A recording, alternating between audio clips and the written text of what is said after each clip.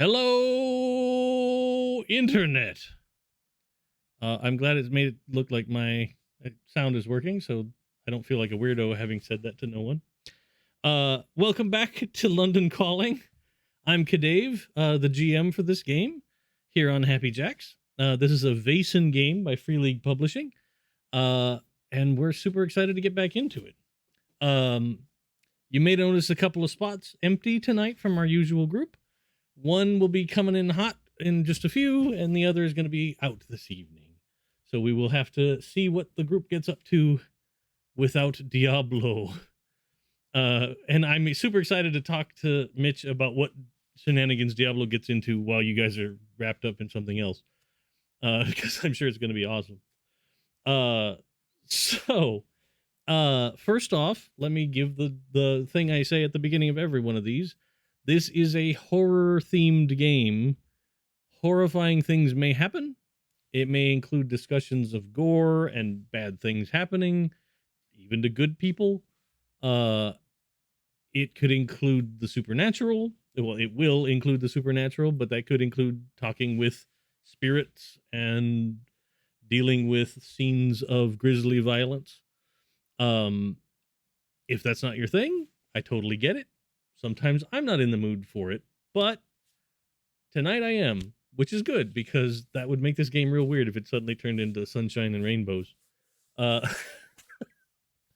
Although it could be like a cool, like that in Diablo 3, the video game, when they put in the rainbow world or what I forget what they called it, because everybody complained about how the game was too bright and shiny compared to the old games. Yeah. So that's not what's happening tonight. We're going to stick to what we normally do. Yeah, I think that's really all I have to talk about here at the beginning.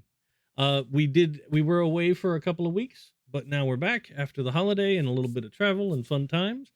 I, in real life, have successfully fought and dealt with a Gila monster in the desert. So I feel like I'm the modern day equivalent of St. George defeating the dragon, except I had a broom. But it was fighting the Gorn for real. Like, not a joke. I had to craft a rudimentary musket. It was insane. But let me go ahead and hear who's here with me right now. Let's start with Kurt.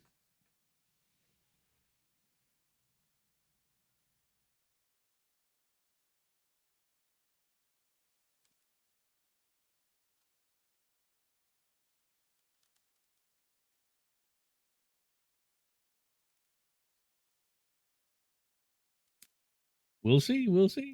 And Sam.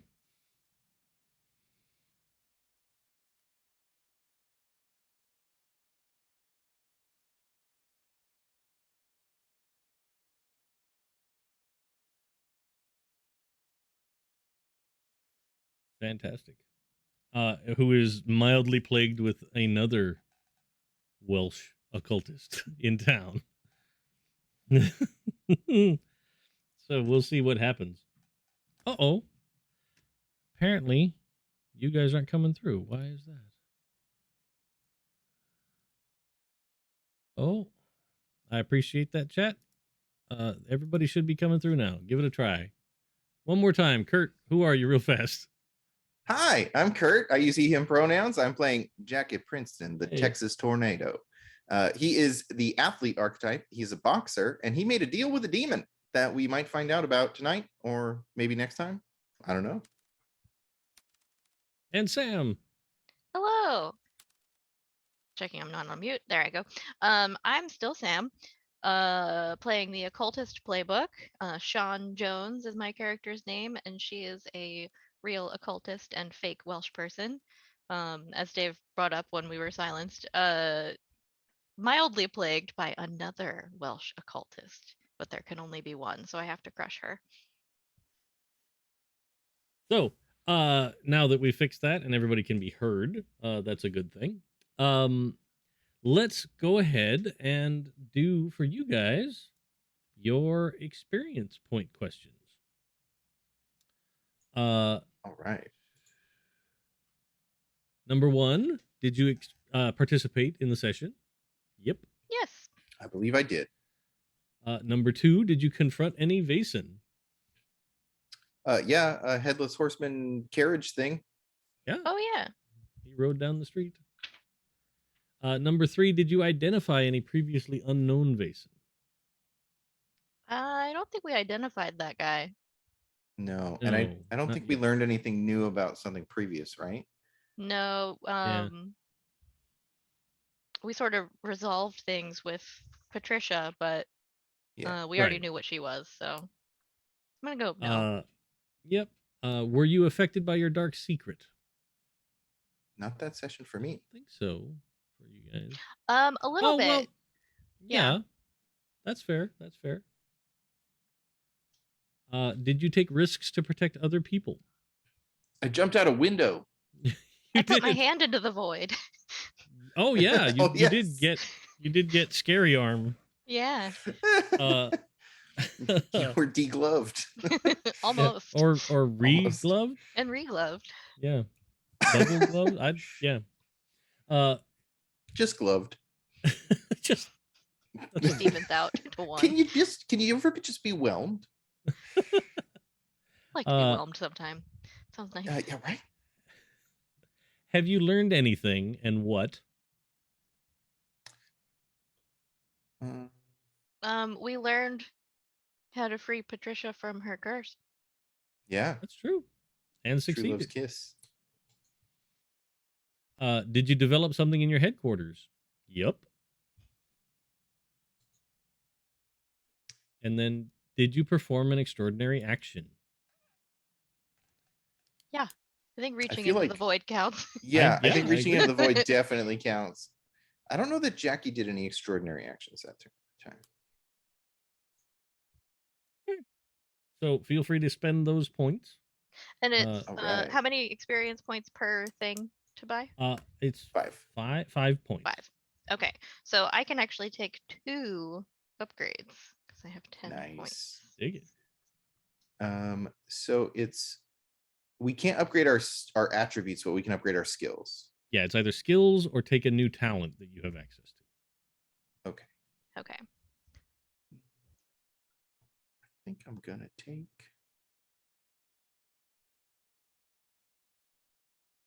upgrade my manipulation. All right. Now let's see how many points you guys got towards upgrading the house. We can do those questions. Yeah. So, did you play at least one scene at the headquarters? Yep. Yes. You did. Did you encounter a new type of Vaesen? Absolutely. Yeah. Did you visit a place of magic?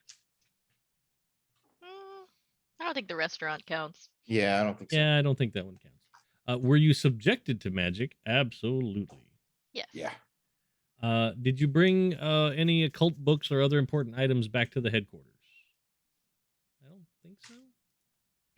We're pretty bad about that. Yeah. Does my arm count? I mean, like, if you plan to do something like remove it and leave it as an artifact, maybe. No, I think yeah. I'll keep it for now. Did you make any important contacts? I'll give you that one. Since you managed to reunite a magically falling apart marriage. Yes. Right. Of important That we did. folk. Was this mystery particularly difficult and epic? I'll say yeah. Yeah. I think it kind of was. I mean, I feel like we made it difficult on ourselves, but it was difficult and epic. Yeah, that's fine. We do like to do things the hard way. Did you solve the mystery? Yes, you did. We sure did. Yeah. So that gives you 6 new points, and I believe you had 1 point left over last time. Okay. So All that's right. 7 points we could spend. Sweet. If you guys want to look in your copy of the book, it starts on 89. Some upgrades. And what do we have right now? We have the doctor. You have the doctor. And we have the flagellation tools. Yes. We do. and the Annals of Society. Oh, that gives you an extra experience point, by the way. I forgot. Oh, I can buy an sweet. extra thing.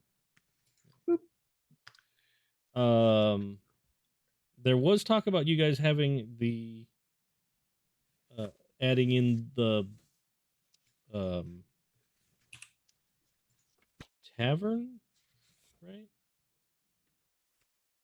Could discuss that as a thing you might want. Oh yeah, we had Mhm. discussed the tavern, which helps us with physical recovery rolls.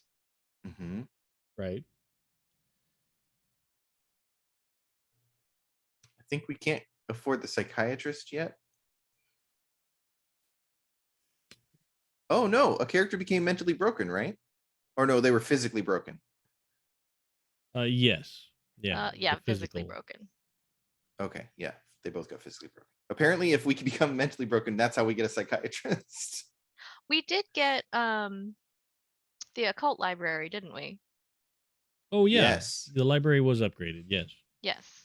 Is that part of a thing? Do we get something else for the occult library? Well, after that, we could get an occult temple or a workshop. I like the idea of a workshop. Yeah. Where's the workshop? You could. That means you can craft a power item before a mystery. Oh, See what the list of power items are, and I'll read them to you.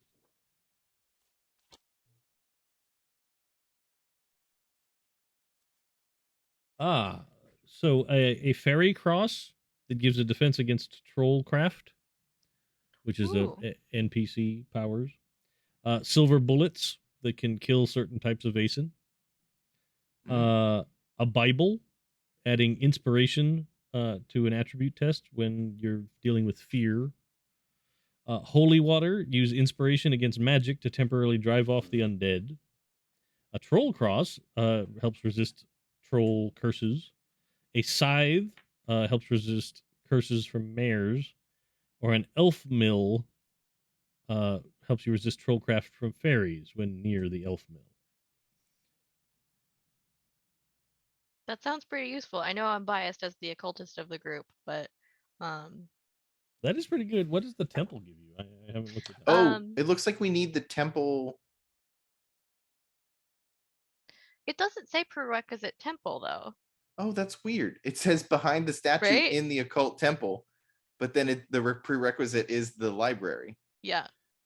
I wonder if it's a typo or like if it's I don't know. Maybe. But I'd let you go either way. Like you yeah. stumble into that area. What does the temple do for us if we got The temple gives us one player character can gain an extra advantage before a mystery. But it says occultist, so I think does that only mean me? No, I think it means that anyone else could gain occult powers. Oh, okay.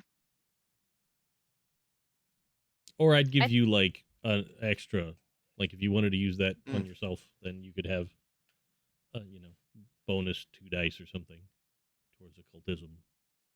I kind of like the workshop personally. I Yeah, think yeah, that's let's do fun. it. Make some little trinkets to take with us. Mm-hmm. And those are just some examples of things. Like, it's not a, but it as it says in the little description, it's like game master rolls or picks an item from the list or makes one up. So it's not Yeah. like you guys are going to be like, cool, we made a troll cross thing, but we're not dealing with any troll magic. Oh, So like, yeah, like I'm not going to be that guy that's like, oops, you picked the wrong item, haha. Like, that's not cool. So yeah, if you guys wanted to add an occult workshop, I'm down with that. Yeah, I'm that into sounds it. cool to me. Let's do it. Let's Once do again, it. leaves now you'll have 2 points saved up left over.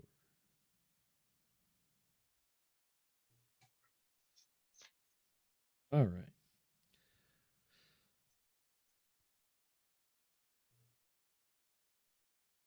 So it's going to be a thing where, like, if you want to get something from the workshop, you're going to have to spend time, like, set a scene there and have somebody put in the time to make with for sure. Make with the going, that kind of a thing. But Cool. what'll probably happen Well, when we get into it, we'll talk about it. So I guess we should probably talk a little bit about what happened last time, Sam. Oh yeah. You have your amazing pile Let's of consult information. the book because I don't remember. Last time, right at the top, we added the self-flagellation tools and the occult library. There were 2 uniformed police and a detective awaiting us in the parlor when Jackie came home. Uh, they were greeted by Sean, who's a little more concerned with who snitched than with giving any information to them. Jackie bursts in just then, bloodied and bruised, and very confused that Diablo is alive. They hugged it out, and then Jackie went up to change. The police want to know where we were. Sean misdirects with their engagement to search for the Essex boy. Detective Oliver describes the carnage and alleges that someone's statement placed us at the scene. Saoirse tries to gaslight him, but it doesn't work. Sean admits they were in the area because, duh, we were investigating. And we give them the fake name from the mailbox. They tell us not to leave town. Jackie comes down and we fill him in. Time to find Patricia and save the Duke. Sean researches Glaistig weaknesses in the library. There is a new reading table there, and weirdly, the library is longer. The table gives her a book that has some info about Glaistig being affected by iron. It can help make them mortal again. Or you can help make them mortal again by fulfilling or nullifying their deal with the Fae. Saoirse researches supernatural law some more. Jackie and Sean discuss Patricia and Diablo's relationship while picking out iron weapons. And then in the evening, 2 chauffeured cars arrived with 2 very confused drivers to take us to the restaurant, The Palm. The maitre d' shows us to our tables. The Duchess is looking mad as hell at the other table with the Duke and his quote unquote date, Miss Ella, who is definitely Patricia. She's putting on the stage magic pretty hard. We all order drinks. Diablo offers to take Ella to a boxing match. The Duke objects, and Saoirse asks if he's worried someone won't be faithful. Ooh, shade. Diablo makes it weird with some talk about hunting. Sean produces her crystal ball and fast talks the Duke into looking through it at Ella, and he sees her true face. He pushes back and gets very agitated. Jackie tries to placate him and threaten Ella at the same time. A tear falls from her eye. She stands up and runs out. Quote unquote, I never wanted to hurt anyone. Diablo leaps from the table and tears after her. The Duchess is drunk and laughing, and the Duke is very confused. The chase leads through the kitchen, Diablo right on her heels. She reaches the back door and can't open it. Doors foil us again. She's crying. Diablo believes her and offers to help her. She is touched he would risk himself for her and goes in for a kiss. He kisses her and a burst of energy goes out through the restaurant. She says thank you and begins to crumble away to dust and falls through his arms. He locks the door as Sean just as Sean gets to it and grabs a knife. Sean begins a seance trying to bring back Patricia, but instead she pulls through a fistful of viscous darkness that's ice cold. She flings it at the window, which shatters after a few seconds, but the gloop is still there. She puts her hand back through and unlocks the door, but that arm is totally borked. Saoirse grabs Sean's thigh gun and heads to the kitchen. Diablo slams a knife into a hunk of meat and starts eating it. Prime rib, not people. Jackie bursts in and yells, "What are you doing?" Diablo is beside himself, but explains about Patricia turning to dust. Jackie hugs him. Sean tries to fling the goo into a bucket, and it is like super stuck. But the arm doesn't hurt now. That's probably not good. Saoirse bundles her hands in a tablecloth and tries to peel off the goo, but it is now a part of the arm. And it gets half degloved. She puts it back. The Duke and Duchess have reunited, so the gang takes some booze, and the car returns them to Rose's house. Hawkins says, "Oh my," at Sean's arm and takes her to the infirmary. It's permanent, but I do get a +1 to conjurations with that arm now. Jackie pours out his feelings to a very drunk Saoirse, who tells him to do a grand gesture and then barfs in a vase. Settling down for bed, we all hear the sound of clattering hooves and a carriage passing by. The group sees a silver carriage drawn crimson curtains and a massive horse pulling it. The driver has no head. Hanging from the lantern hook is a glass jar with the skull that has red glowing eyes and a mouth that has light coming out of it. The wheels are hot and glowing, and the hooves throw sparks. Sean and Diablo feel like something bad is about to happen. Wonder why. Sean waves at it with her void arm frozen at the mirror. And Diablo jumps out of the window at it, as is now tradition, landing badly amongst the roses. Fresh from Sarsha's grand gesture talk, Jackie also jumps out the window, and Sarsha throws a rock at the carriage but misses and yells at it in Gaelic.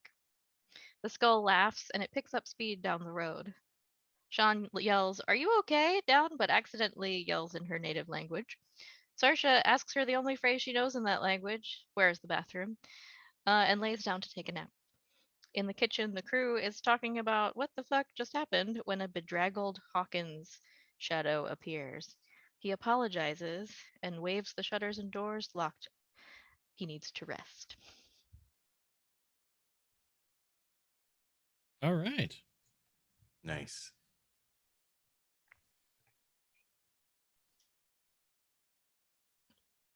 That was a pretty eventful Yeah, episode. Yeah. you guys did a lot. I don't think we can ever go back to that restaurant again. Oh no, for sure. Well, it depends. Maybe there's like if you go on a different night, maybe you catch a different maitre d. Oh sure. Didn't see who was Maybe, yeah. story. As long as we don't like barge into the kitchen this time. But like, how likely is that really? Right. You have to be careful. Like, don't be like my compliments to the chef. Oh, let me see if he's free to come out. It's you. You again. So yeah. We'll pick up the next morning. Where you guys have had a night. You through the night, if you do manage to go off to sleep, you do keep hearing the like clatter of the horseshoes on the cobblestone. That just kind of, it's like anytime you relax, your brain kind of replays that sound. Like an earworm. Yeah, a little bit. Like it's very it's just a thing. Like anytime it's quiet, you just hear it faintly in the background now. Gotcha. And the next morning comes. It's entirely up to you if you think you still managed to get some sleep or if you're feeling a little rough around the edges this morning from it. I think I probably was able to sleep through the clattering of hooves. Okay. That's much probably different than one the of the few tinnitus from all sounds the that I boxing. can. Yeah, well, Yeah. or something I could pretend is like something from my childhood or something like that. Yeah. Compared to Diablo screams from under the bed, I think that's probably pretty soothing for Sean. So between that and the whispers of the void emanating from her arm, I think she's probably pretty well rested. Yeah. Yeah. Sure. So go ahead. No, go for it. I think Jackie's probably in the library in the morning, like drinking his morning coffee and trying to like look through the library, but this clearly is not his scene. So he's just like, he's got like a stack of books and you can tell that he's never done research before.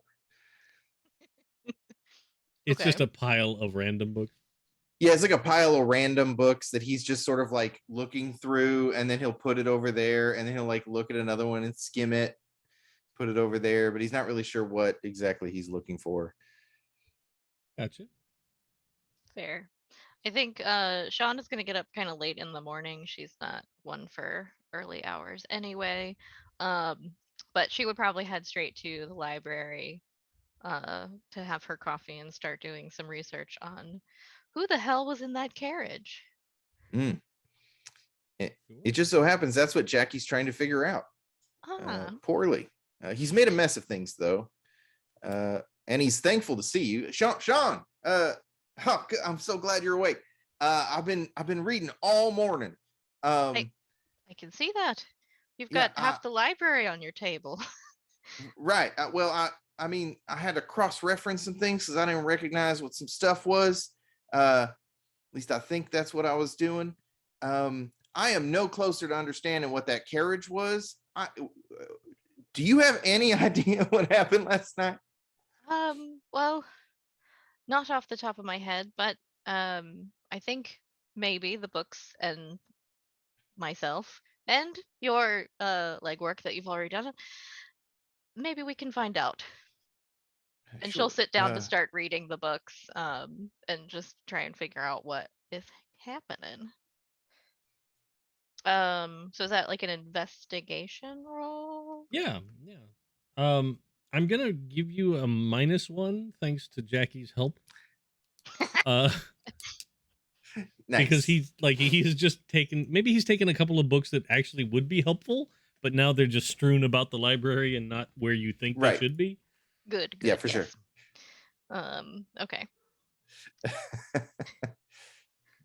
Okay, and logic. Doesn't our occult library give us a +1 though? It gives you a free success. Oh, it gives us a free success. Okay, great. Nice. I will use that. See what the dice have to say. Dave, there's a message in Slack chat for you. 2 successes on top of the one that the table gives us.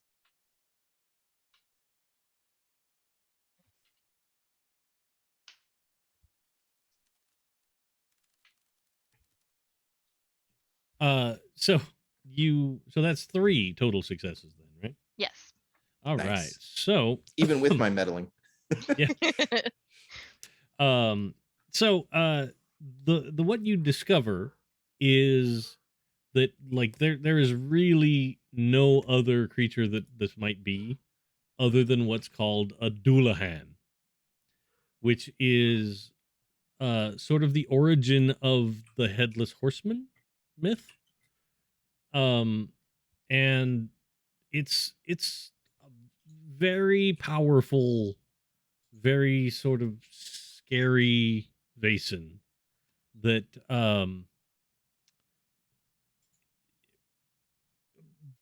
the books, what you find even with 3 successes is you do not find a way to kill it or to do anything, but you do find, because you got 3, you do find that the one thing they seem to not trifle with is gold. Like they are repelled by gold. But there is no known history of someone defeating it in combat. There is no known history of anyone even making it go away without its goal, other than scaring it away with gold. Okay. Does it do we find what is its goal typically? What are its motivations? Its goal is typically to ride and claim the soul of someone that is destined to die and escort it on to the beyond. Ah, okay. So now not only do we got banshees, but we got a what did you say, a Doulahan? Yes. Doulahan. Yes. Both Give me harbingers 1 of second doom, to switch this it would around. seem. Don't we have enough doom? I feel like we're full up on doom. We are racking up quite a bit of doom. Well, And there's a Clara. Hello. hello. Sorry about that. Real life, as usual, gets in the way of everything. That's okay. We were just doing a bit of accounting on how much doom we've accumulated. Oh no. fair amount of doom. Yeah, that's a lot of doom. More than you would need. More doom than you might need. How much doom does one need? Flush I with think doom, a little you could doom. say. Just a little doom as a treat. Yeah. Yeah. Keeps things spicy. You know, like Invader Zim kind of doom, right? Like, right. Doom. Yeah. Just like a little doom, like a little doom. Like a little doomy doom. Yeah. Okay, now I'm done. I don't know. I'm gonna show off my dice bag now because yeah. Cute. What does the G stand for? Never mind. So the other thing though, I almost forgot, is as you were reading through the books, the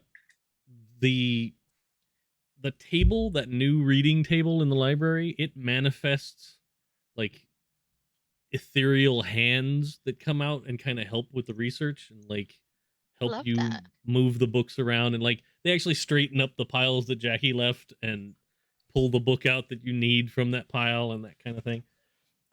But they also seem to really, really like your arm.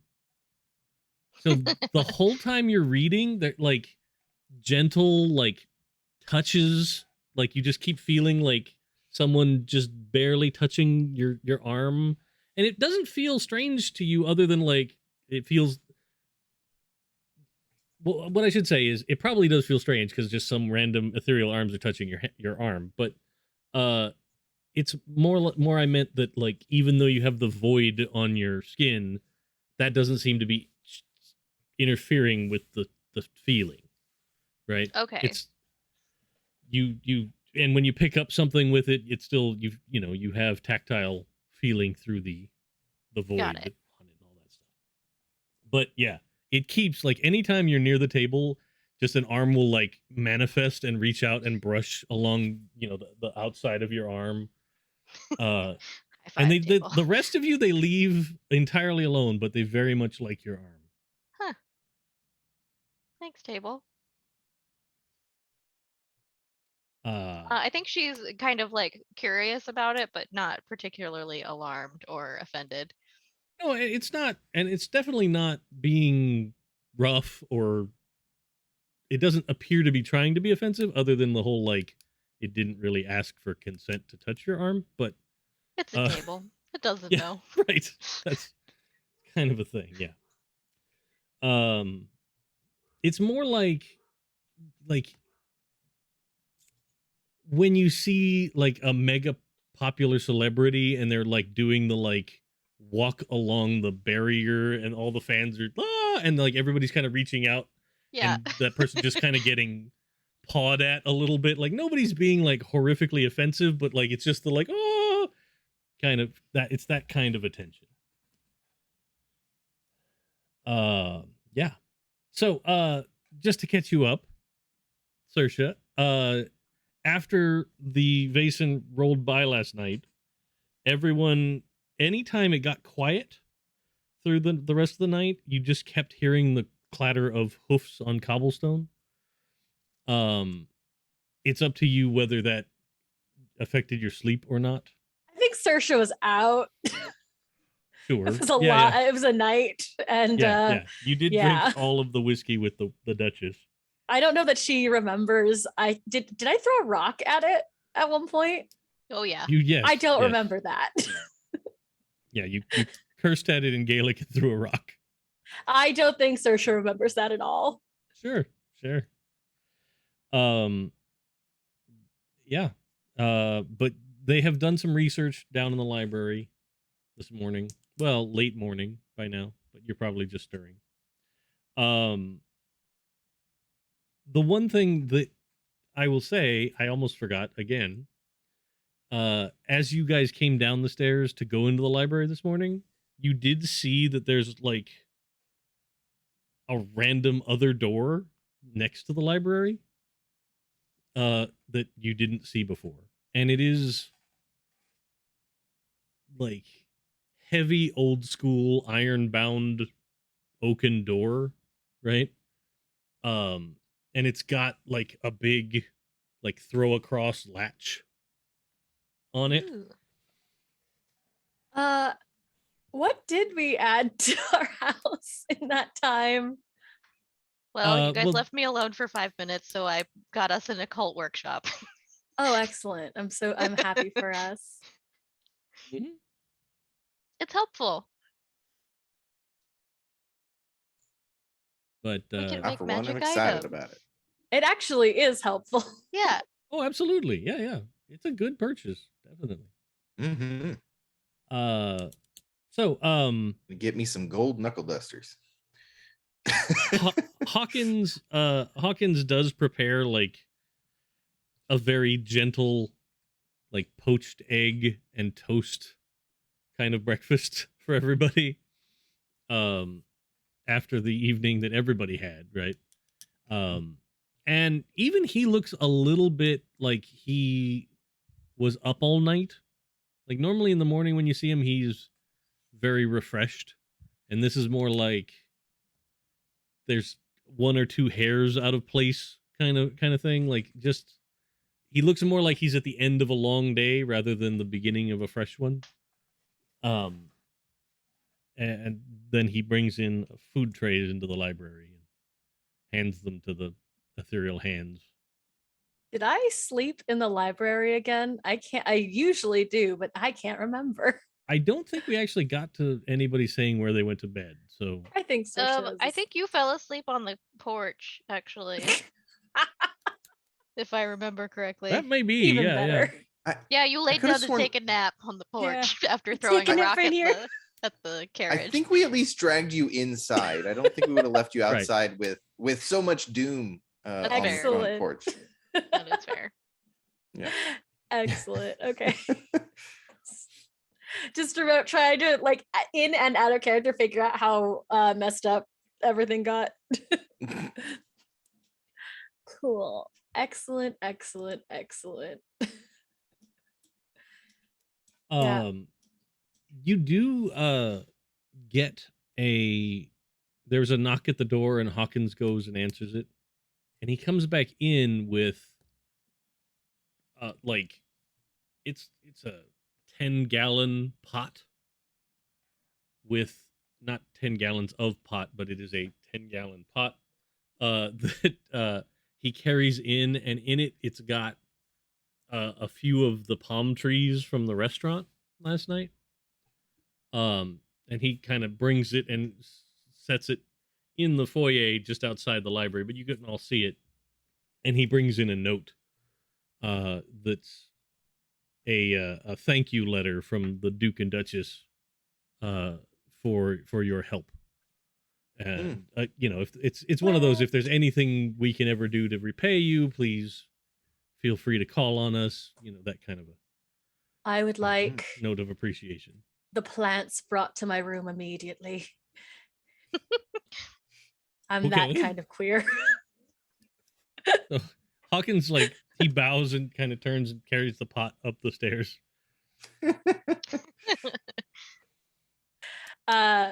Cool. Saoirse, who spent the evening, the night, I guess, like in one of those, you know how like foyers sometimes have just like sitting like just overstuffed chairs to fill the space because like you're not supposed to hang out in here, but like I guess sometimes people have to do some waiting. Saoirse slept in that in her customary teeny tiny ball. So I think the new plants woke her up. Sure. And she can join you guys in the library, where I assume she has sensed you guys have congregated. Mm-hmm. Yeah.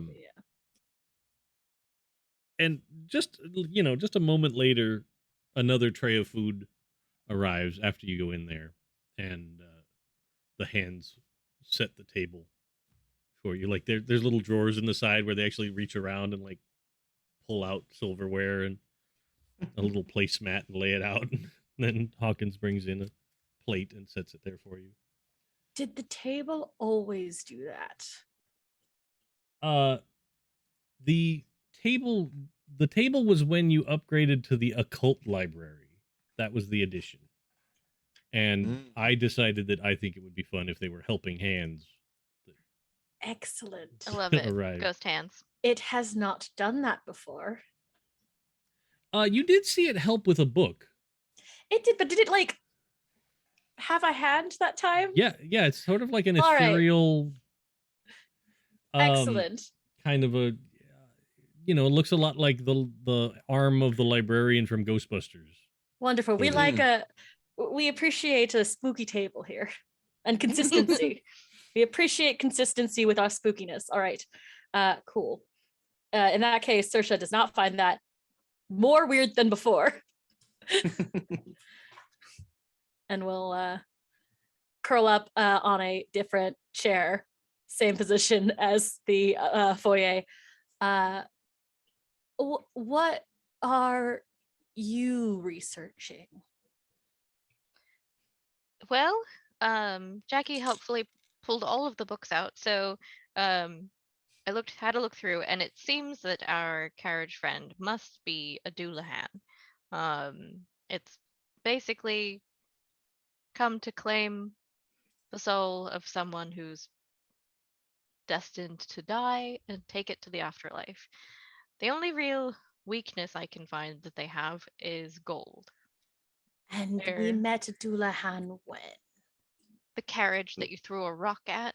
Remember that? I wouldn't do that. You did. Oh, Yeah. that's Oh, very out of you character. definitely. You super did. I mean, yeah. You've got the headache, right? Like you remember time went on. I guess my head hurts a little. Yeah, that's Mostly the sleep. alcohol. All right. Yeah, there was a whole carriage and horse, headless driver, Skull, red eyes. Yeah, it laughed at you when you threw the rock and missed it. Did I throw another one? No, Just the one. Just the one. Yeah. Damn. You did curse at it a bit. All right, well, that works. And is this different from the Banshee? Yes. Well, that's.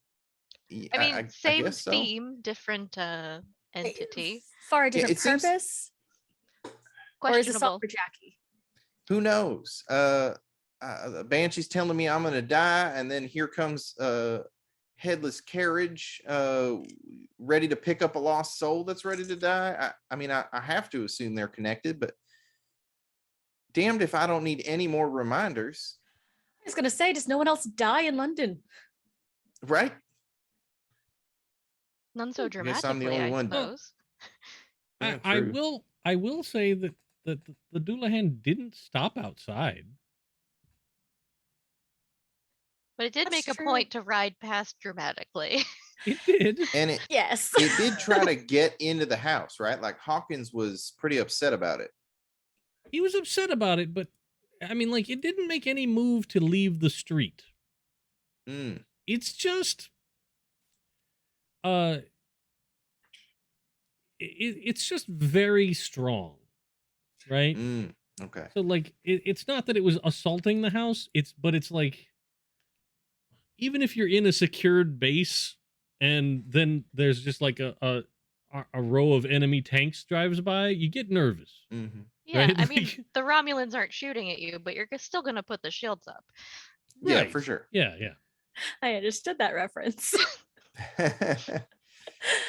Mm. So localized spookiness, but not actual attack, except for the Right. rock thing. Yes.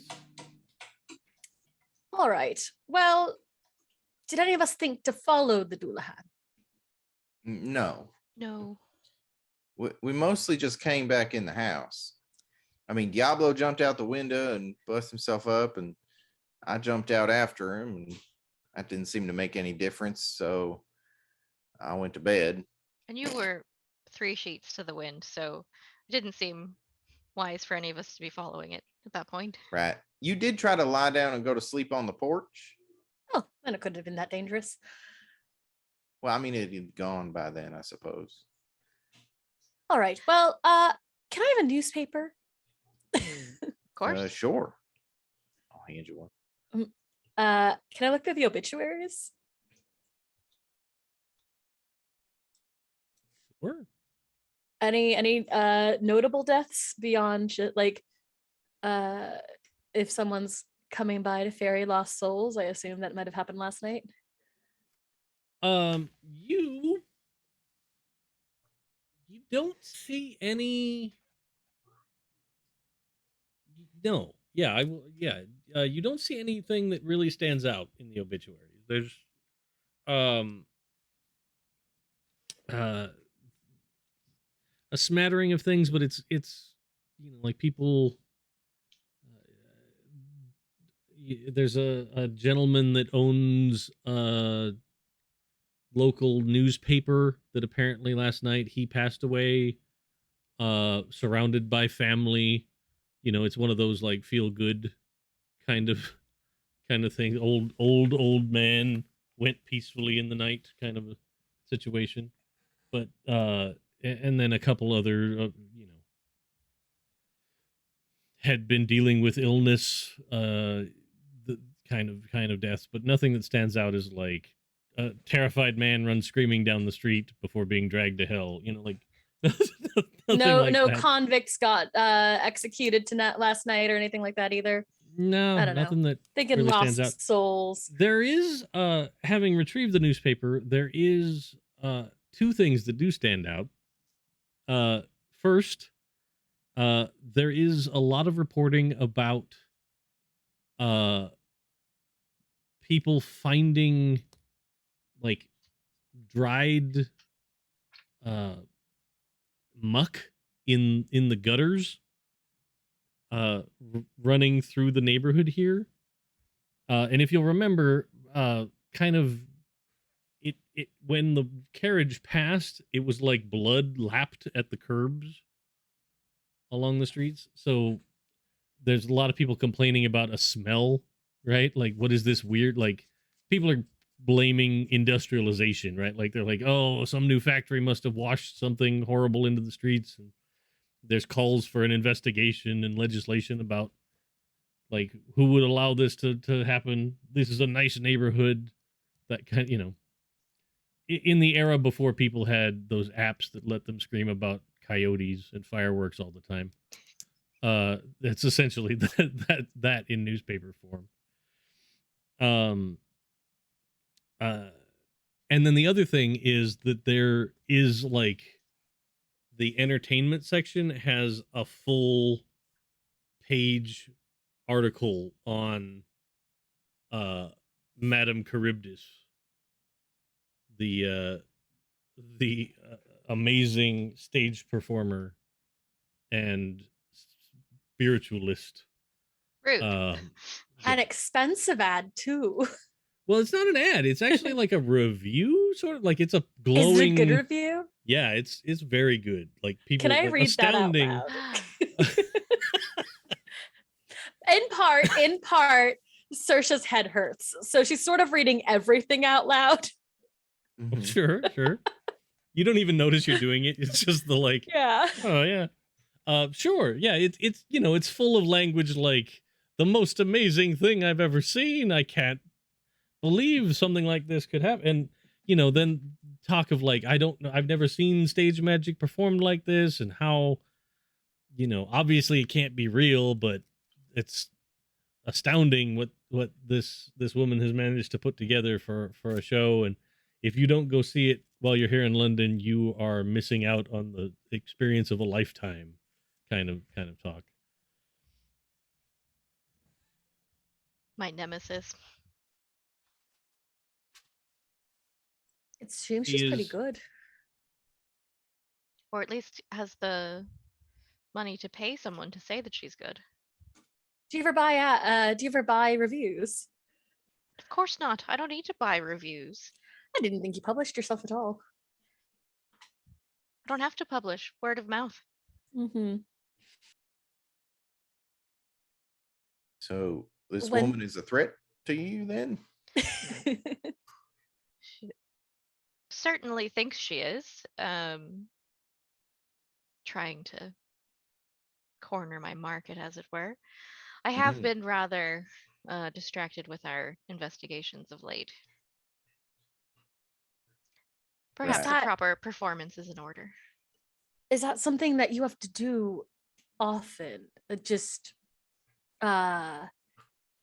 hold seances to reestablish your I'm trying to think of a word of what I'm trying A trying to think of a certain non-mod. dominance. Yeah, do you have to who like do occultists often need to pee on territory?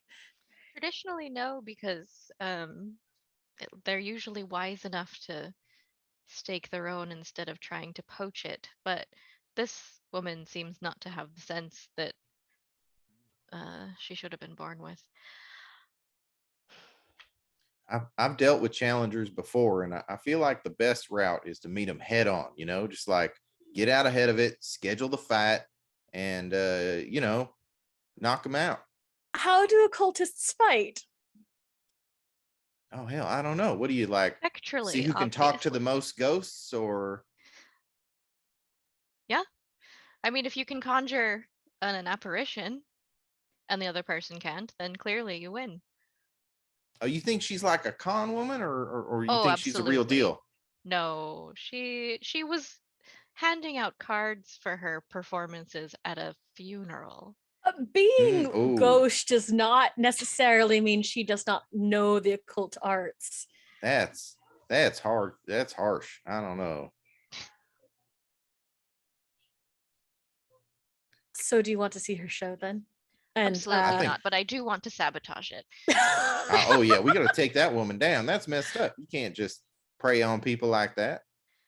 What theater is she performing at? See if I wrote it.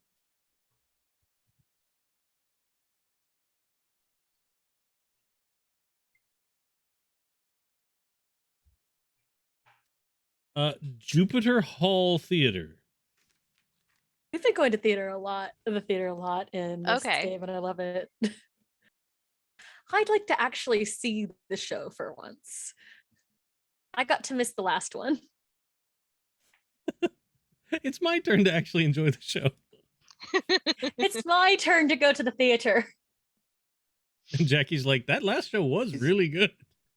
Is this the time when Harry Houdini was doing all his like disproving spiritualists stuff? I think it might have been. I Because can't. he died in 26, so This is, this yeah, is like he's almost just a few years before he dies. So yeah, this is probably it. Well, what if we just like march up on stage and Harry Houdini the hell out of her? Seems rude, It does seem rude. but I you want mean- to, don't you? I do. All right.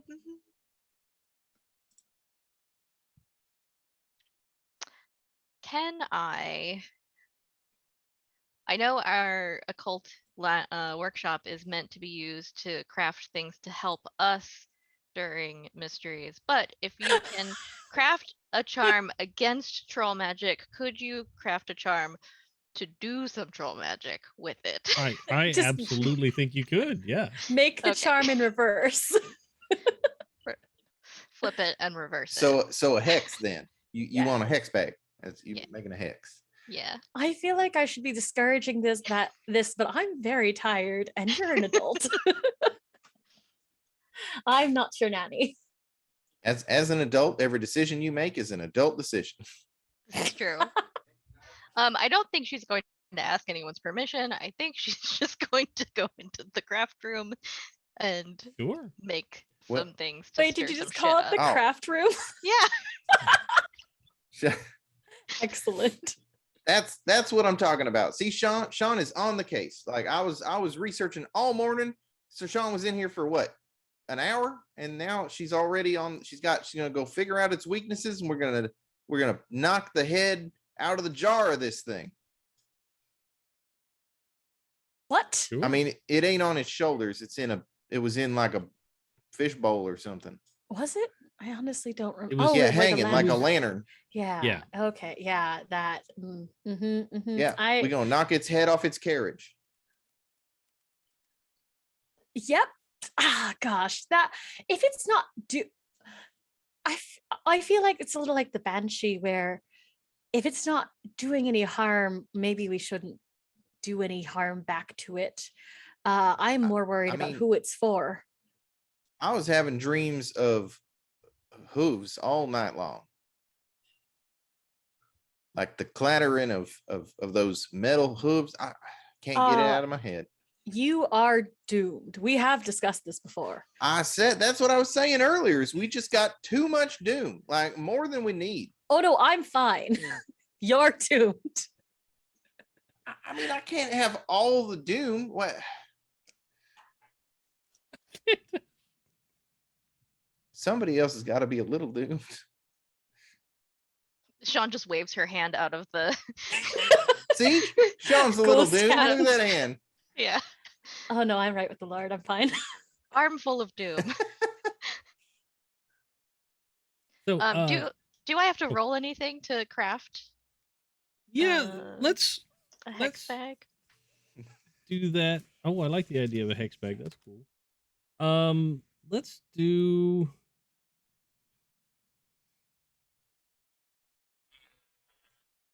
Maybe inspiration? That's not really my jam. Can I Or use yeah, make a case. I'm happy to.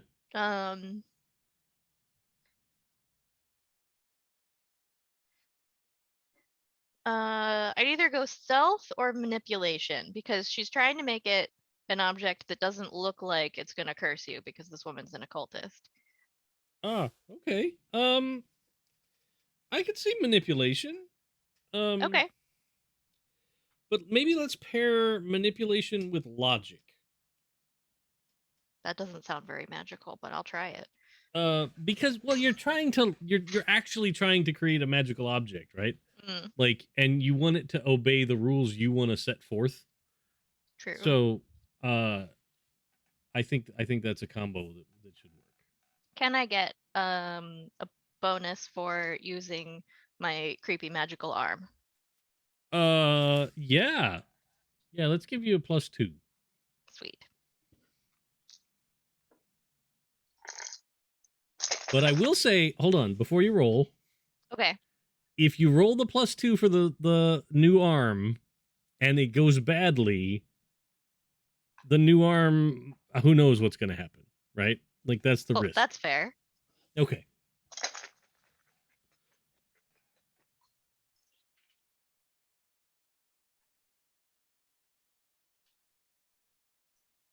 Okay, that one rolled wonky, so I'm gonna re-roll this one that turned up wonky. 1 success. Okay. So you walk out of the library and you go to this new door and swing the latch over, and inside is it's just the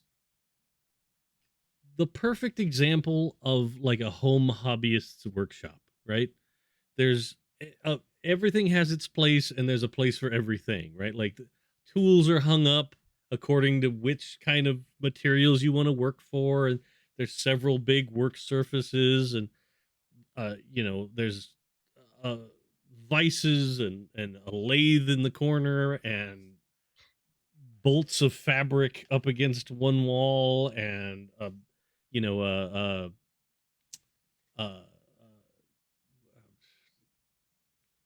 dummy, not a dummy is not the right word, a form for putting stuff together. There's a whole section that's all like there's an anvil and a forge in the corner that looks like it has an electric ventilator that, like, you go in there and you can actually draw a curtain across and flick on a switch, and it's an air exchanger set up. And yeah, it's just gorgeous, right? Like, everybody that's ever tried to make something at home would be jealous of this room. You head in there and you grab some fabric of your choosing to make this hex bag sort of situation, and you pick through probably some things you've collected over the years and some things that you find here in the room, and you put together this bag, and you're sure it's going to work. Like, it has the ability to directly influence someone else's whether now here's the question: do you want it to be something that stops them from doing their stage show, or do you want it to be like the insurance policy if they actually are doing some kind of magic? I want it to be it's more of a bad luck charm. Like, Oh, okay. when you're Sure. trying to like perform your craft, like it's gonna trip you, or like, anything you're gonna try to do, it's gonna be a hindrance to you, is really what she's trying to do. That way, Gotcha. whether this woman's the real deal or not, it's gonna fuck up her Sure. day. Sure. And I do That's have fine. her her business card that she touched, and I'm going to use that to make the bag. Absolutely. So as that's the last piece you put in, right? So as you're putting in that business card and you pulling the drawstring tight. And you can see sometimes when you look at your new arm, it's like it looks like you're just wearing like a shiny vinyl or latex, just dark as night glove, right? But sometimes you look at it and it's almost like you're looking at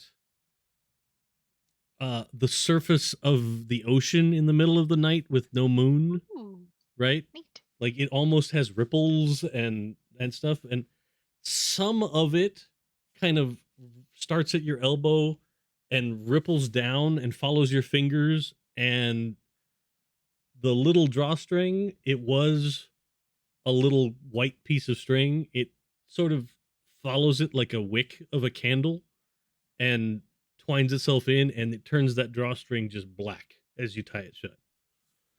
Neat. And you have crafted something Yes. in the workshop. Hooray. Now, Saoirse if- sneezes outside. if one of you happens to try and craft something else again this session, you're gonna get a penalty to it, right? Because it's not something you're supposed to just be like, we're gonna go in there and start a factory making occult objects. Like, I like how I That's- immediately used it for spite. yeah, it's awesome. Mhm. Who hasn't made a spite hex every once in a while? That's what Yeah. hexes are for. Yeah. Absolutely. So yeah, you have made your bad luck bag, and you are prepared. Wildly Excellent. dangerous. I That's love this. that's what once per session resources are for. to Excellent. use once per spite. session. Listen, sometimes you gotta get possessed to prove you're right. Okay, so following that, one of the talents I'm going to take, because I got 2 upgrades with my experience points, is I put 1 point into learning, because that Okay. seems reasonable, and then I'm going to put the other point into contacts, which makes sense for Sean because she's kind of well known. Sure. Yeah. Can I use that to know someone who works in the theater where this woman is performing? Well, let me just ask a question first. Have you done like theater and stage performances since you came to London, or are you more like I go to the private homes of people to do seances and stuff? I feel like she started out doing the theater shows, but then kind of very quickly became more of a like goes to society parties to do this because that was more lucrative. Sure. Okay, so yeah, then absolutely. I think that makes total sense that like let's say it's not like the stage manager, but like the house manager, right? Okay. The kind of person that takes care of the ticketing and runs the usher squad and all of that Gotcha. stuff. So you know Excellent. them. And you can come up with a name for them. No, I'm terrible at names. Ha ha ha. That is my GM curse on people. who come up with NPCs. Robert Robertson. We'll give him my favorite Englishy sounding name, Rutherford. All right. And I'll contact him to bestow a gift secretly upon this woman. Oh, okay. Just tell him to put a little good luck charm in her dressing room for me. Sure. So, yeah, you can write a note and send it along, and you are sure that they'll help you out, right? Like that they will do this for you. No problem. Excellent. That's fine. Because the contact talent doesn't have like a role associated with it without me looking. It doesn't. It just says once per session. You can decide that you already know an NPC and your relationship is a positive one. There you go. Yeah. So, ta-da! You have done it. You're just knocking out 2 of the once per session things. I love it. Yeah. Yeah. Just immediately for a vendetta. Just gonna use both of them. just for a mild annoyance. Like the person, they've been a little obnoxious, but not like they haven't directly come at you like you're terrible at your job. Like you're not a real occultist. Nothing that harsh. No, she was just behaving poorly in my house, and I didn't care for it. This is great. Great. Best correction for bad manners, potential ending of their lives. Cool. All right. While you're doing this, I just want to chat. Is it something? Can I chat with Jackie just a little bit? Because I'm trying to figure something out still. What's up, Saoirse? Saoirse, who is like curled up with the newspaper in front of her, does the let dad like, son, we need to have a talk. So about your doom. About my doom. Oh, okay. Yeah. Everything that we've been looking at, it's a demon you traded you signed a contract with, right? Yeah, devil demon. What? I'm not going to ask why anymore. People are allowed to make mistakes. I think I told you I got hexed. I'm sorry, what? I thought it was just I got pure hexed. petty. And this was to reverse No, the hex. Yeah, I made the deal with the demon so I could start winning fights again because I got hexed, so I wouldn't win another fight. How'd you get hexed? Do I know this? I didn't throw a fight. The witch hexed me. Okay, now I remember. Thank you. Regardless. I mean, I wish I'd have been more practical then. One fight, lifetime of troubles. It happens. As far as getting them out of it, all I've got is to give them a better deal. There's no real loopholes. All right. I mean, my other thought is that if you could prove that your soul had previously been claimed by another, then you didn't have the legal right to sign away the one you have now. But yeah, I suppose you aren't previously married. No, I wasn't married. And I hadn't given my soul to anybody before that. It's kind of a drastic measure, I feel. I just want to ask you, I guess, finding a better deal for a demon, for example, a better soul in exchange than yours. Right. Well, I mean, the Duke just sent us a letter saying that if we ever need a favor. Okay. I'm going to walk this back again because I think you're a good lad and I would like you to think of this critically. Okay. Finding another soul to replace yours.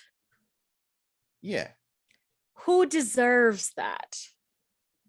Oh, well, I mean, he's nobility, so. Oh, shoot. You make a good point.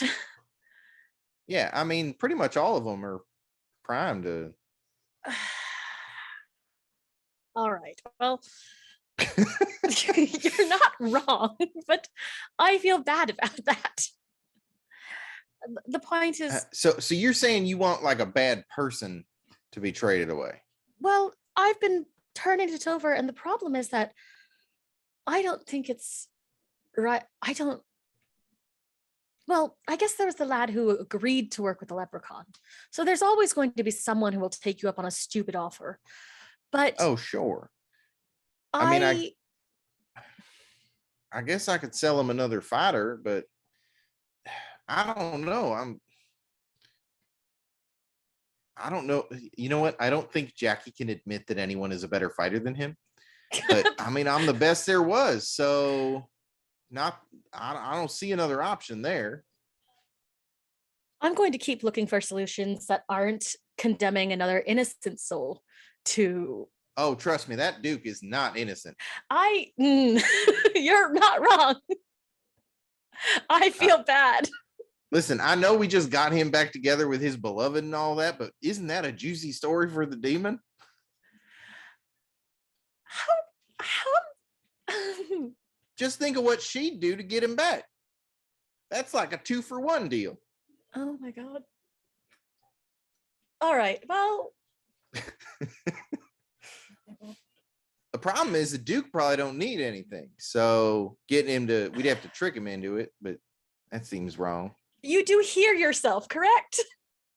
Listen, these people are not like, they're just, I don't know. There's no such thing as good nobility. I understand that as well. Yeah. However, it does seem wrong now that we've talked to them. They seem like fine people.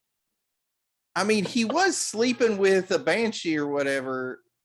Or sorry, what was we hear Diablo wail upstairs. What was she? He was sleeping with someone else. Like he's cheating on a glaze stick. He's cheating on his wife. Hmm. He's not like a good person. Okay. How many servants did he have?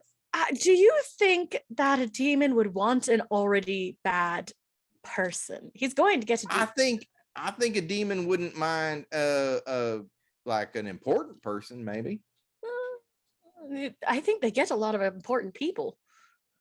Yeah, I guess that's true. I wonder how much of the nobility are really just people that made a deal. Did I make a shit deal?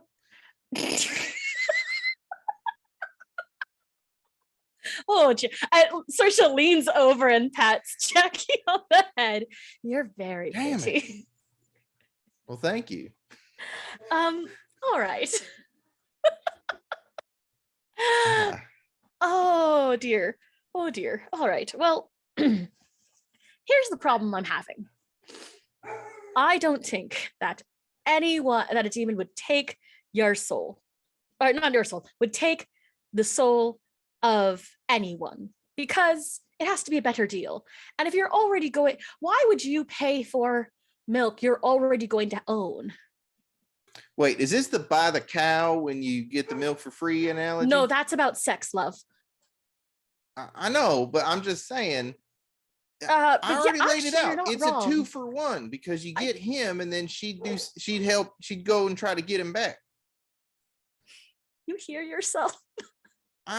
Yes. And that woman deserves to go to hell. Oh, I don't know. I didn't talk to her enough. Honestly, it's not my place to decide who goes to hell or not. If they sign the papers, that's on them, really. And I mean, I'm in this situation, so I don't know. Screw me, I guess.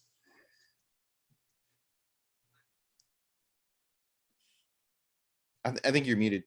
No, I think that's the perfect time for Sean to walk in on the and screw me, I guess. Like, what did I miss? I'm struggling.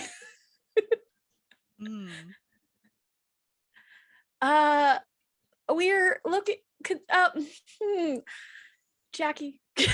She's trying to get the demon a bigger, better deal. She says that if we could find some soul that's more impressive than mine, that we could trade for it. And but I can't think. I mean, I'm already the best boxer there ever was. So, well, if you can't beat the quality of the soul, what if you outdid the quantity? You've only got that's the what one. I'm trying to do. So what I said is we get the Duke to trade his soul over, and then the wife will want to get it back, so she'll have to trade hers over too. Oh, I don't know about nobility. They're already a bit. Yeah, that is a problem. I think Saoirse flails hard enough to fall out of her chair. There's a lot is happening here. I'm not about to just like convince some innocent kid to give over their soul, right? No, of course you not. want somebody who's already a little dirty. If you're already going souls, you cannot. I think at this point the best idea is just going to be to kill the demon. Oh, do we know what kind of demon it is? Oh, I don't care. I do not know that I would be comfortable just Well- damning souls at this point. Well, he's a crossroads demon. I know that because I had to go to one to find him. All Do right. we run him Well, over? how do you kill one? Oh, I have no idea. Ooh, what if you stick the Doulahan on him? Watch them fight. Don't know if demons are technically alive. Hmm. This is Oh gonna yeah, take a because bit they of- come to get lost souls, right? Oh, what if we point the Doulahan at all of the souls he's supposed to claim? Because they are technically lost to the demon. And then and then we just don't stop until he's like, all right, fine, you can have yours back.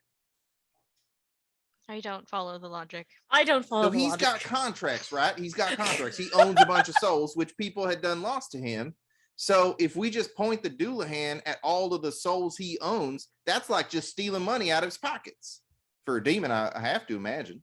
We'd have to find the demon's ledger, which might be a bit difficult. Right. We'd have to summon the Doulahan. Also difficult. We'd have, yeah. Oh. Where do you think he keeps his ledger? Like here in the On here his or person. there? You want to ask him? Oh, so we just need to pickpocket him. I was being sarcastic. Does he have pockets? Where is Diablo? He'd be on with this plan. This is a terrible plan. Okay, wait. Would Diablo agree to trade? Oh, I don't think the we can't demon give would up take that. Diablo. Oh, so it's okay to just damn an innocent soul, but Diablo's not. Well, we know Diablo. It's harder.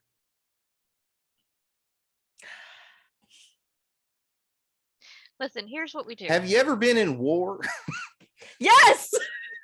Oh, all right. We're gonna. How about we do this? We go to the theater and sabotage this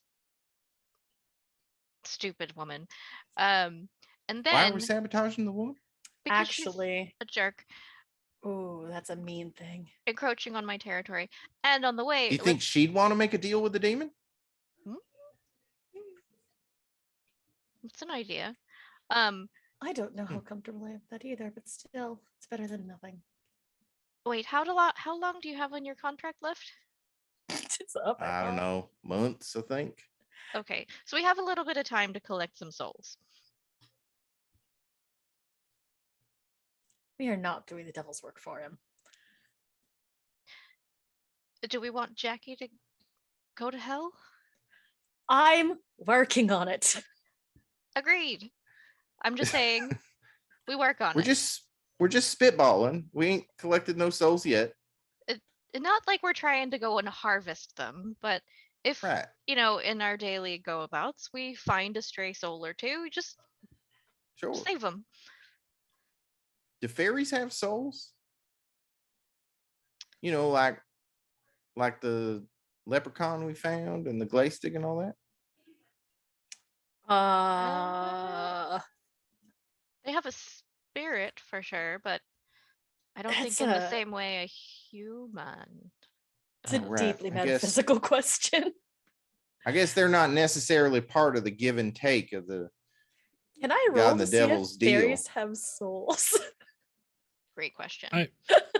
I mean, you could do some research and see, but it's gonna be a real tough roll. Like you Can will I need take multiple seminary successes. school along with law school in this game? I'm gonna leave this game with multiple degrees. Is what's happening. All right. Well, to be honest, now my head hurts.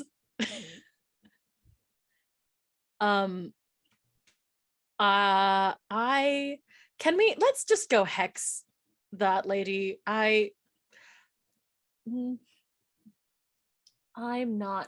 too old for this. And Did she do something or something? I'm confused. Is she just a rival or? She's trying to be. And she's gonna Okay. learn that that's a terrible idea. All right. Well, when I said, fight the challenger, you gotta have people know that you won. Otherwise, you don't get the benefit of winning. Oh, they'll know. Oh, okay. Was that a little scary? Like, did Sean get dark right there? Yeah. Saoirse He sneezes backs again. up a little bit. He's like, oh, Occultism isn't quite as in your face as punching, as it were. literally with, Side We note, just Jackie, do you published- have how much gold jewelry do you have? I've won a few things. I think you should I wear don't it. wear a lot of jewelry, but I could You- go collect a few rings and things I won. Should probably start. Just in case the Doulahan is after you, the gold will help keep it away. So as much gold as you can fit on your person. Sure. Just I'll in head up case. to my room and grab a few rings and probably a chain or something I have. Jackie comes down looking like Mr. T, like just decked out with rings. Hell yeah. Yes. Definitely doesn't have Good. that much, but yeah, he's probably wearing like 2 to 3 rings on one hand and like a chain.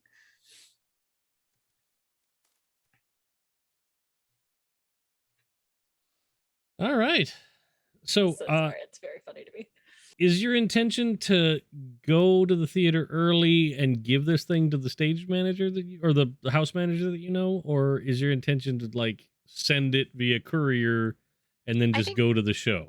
Send it via courier and then go to the show. All right. So yeah, it's easy to call someone and have it picked up and delivered. That's fine. And then you guys kind of wait around the house and recover a little bit throughout the day. And then it's evening, it's time for the show. So you can head on over there. Unfortunately, you don't have the loan of nobility cars this time, so it's not quite the same VIP journey that you had before. But you get over to the Jupiter Hall, right? Is that what I call it? Yeah, Jupiter Hall Theater.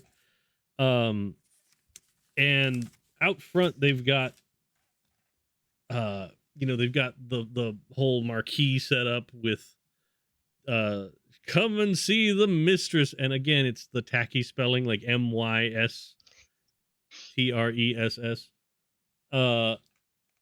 And the posters are all up over the front of the theater, and there's a decent line of people waiting to get in. Like, you got there plenty of time that you'll be able to get a ticket to get inside. Now, did you guys want to pay out the money for like a fancy box seat, or do you just want to be in the crowd and be unobtrusive, or? Let's see. I forget what my resources are. Oh, I've got resources 4. Let's go for a box seat. Oh, I shoot. was gonna say, like, I'm okay in the crowd. Let's go take a box seat. I think Yeah. Saoirse sees the mistress spelled with a Y and just sighs and says, like, I miss when people use the thorn, and like goes inside. So yeah, you can shell out and get yourself a good Statler and Waldorf seat for the night. And you head in, and they've got several musicians that are in the orchestra pit, right? And they're just playing like haunting, sort of ethereal music. It's like Tom Waits with the saw blade on the Nice. on the bird cage, making weird, almost theremin-y kind of noises. They've got lights aimed at a couple of disco balls, so it kind of makes light patterns dancing around the theater before the show. And you get up to your box seat and you sit there, and a few minutes before the show, you see well, you know what? Let's do a logic vigilance and see what you see. Okay. And everybody can roll. Because I assume you guys are all going in, right? Like, nobody's... Yes. Yeah. Suddenly all my D6s have evaporated. We're gonna use Google.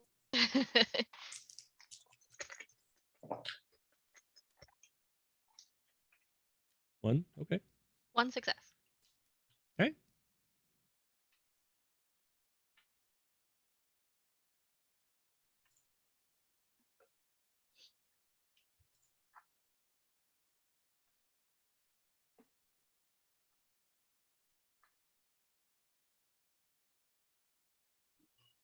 Any luck, What'd you get, Clara? Clara?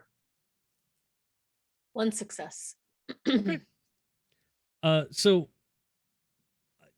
like across the theater from you and like 1 box up, you just, and really like you all sort of see like the cherry glow of a cigar, right, in sort of the shadow of the box. But then Jackie, what you see is immediately after you see like the flash of red eyes. And then like leaning forward into the light a little bit is your friend the Crossroads Demon, the banker. And he Oh, kind of shit, the banker's here. tips his hat across the way to you, right? Like he noticed you, and that's when you saw his eyes flash a little bit, and he leans forward and tips his hat, and then leans back into the darkness. But he's just having a cigar, like he's not, and you can see it's still there. He's not. It doesn't look like he's roaming around or jumping up and doing anything. He's just over there to see the show. Saoirse, the banker, he's here. He's over there in that booth right there. Saoirse looks up and like, can I see him? You probably didn't see him. Well, you probably see him just leaning back, so you just get a glimpse of him again. And you I saw think him that He one time in knows the him. evening. Saoirse He said hi. in true Arnery fashion, like across Should the we way. go over and talk to him? I mean, No, not Sean, yet. you're sure that this woman is about to have the worst show of her life, right? I'm pretty sure, as long as the delivery went okay. I don't think you should be talking to the demon until you have something to offer him, though. I I'm mean, what if we working just on offer him something. this woman? We do not. Don't know that I- I hate her that much. I would Yet. like to point out, I don't think we have claim to offer anyone. Right. You can't just go I'm- around saying, take that soul. You have to have possession of it. I Oh, am all right. working on something. Yeah, I guess that makes sense. Something stupid, but I'm working on it. Okay. All right. Well, I'll give you time. All right. So a few minutes later, the music begins to get a little energy to it, and the house lights dim, so the disco balls stop, and the stage curtain pulls back, and you see a gentleman come out that's just in white tie, right? Like he is dressed to the nines, and he comes out and he does a welcome to the audience and says, "Now, please, he sort of delivers the content warning that I give at the beginning of the show. Like he warns everyone, like, this show can be it can be disturbing to some. If you feel the need to exit, there's ushers at all the aisles. They will happily escort you out with a flashlight if it becomes too much for you. Please try to maintain a calm atmosphere in the theater. A gasp or applause is fine, but if you feel the need to scream, please try and stifle yourself. We don't want to disturb the spirits." And with that, let me introduce you to the mistress. And he sort of bows and steps to the side, and then a second curtain layer opens up, and you see the woman that came to Diablo's wake, and she is sitting there in just this like deep blood red dress with I think I described it as sort of the outfit of the Reverend Mother from the New Dune, with that sort of veil over her face. But this is sort of a net, and it looks like it's all made of like polished garnet, right? Like it's a little bit lustrous, but it's not shiny and gaudy. And she is standing behind a table, and with her hands on the table in front of her, and she proceeds to, "Welcome, ladies and gentlemen of London. Tonight I have something very special for you. we are going to attempt to visit the history of your nation, to see the apparitions of those monarchs that have come before. I will ask everyone to focus their mind.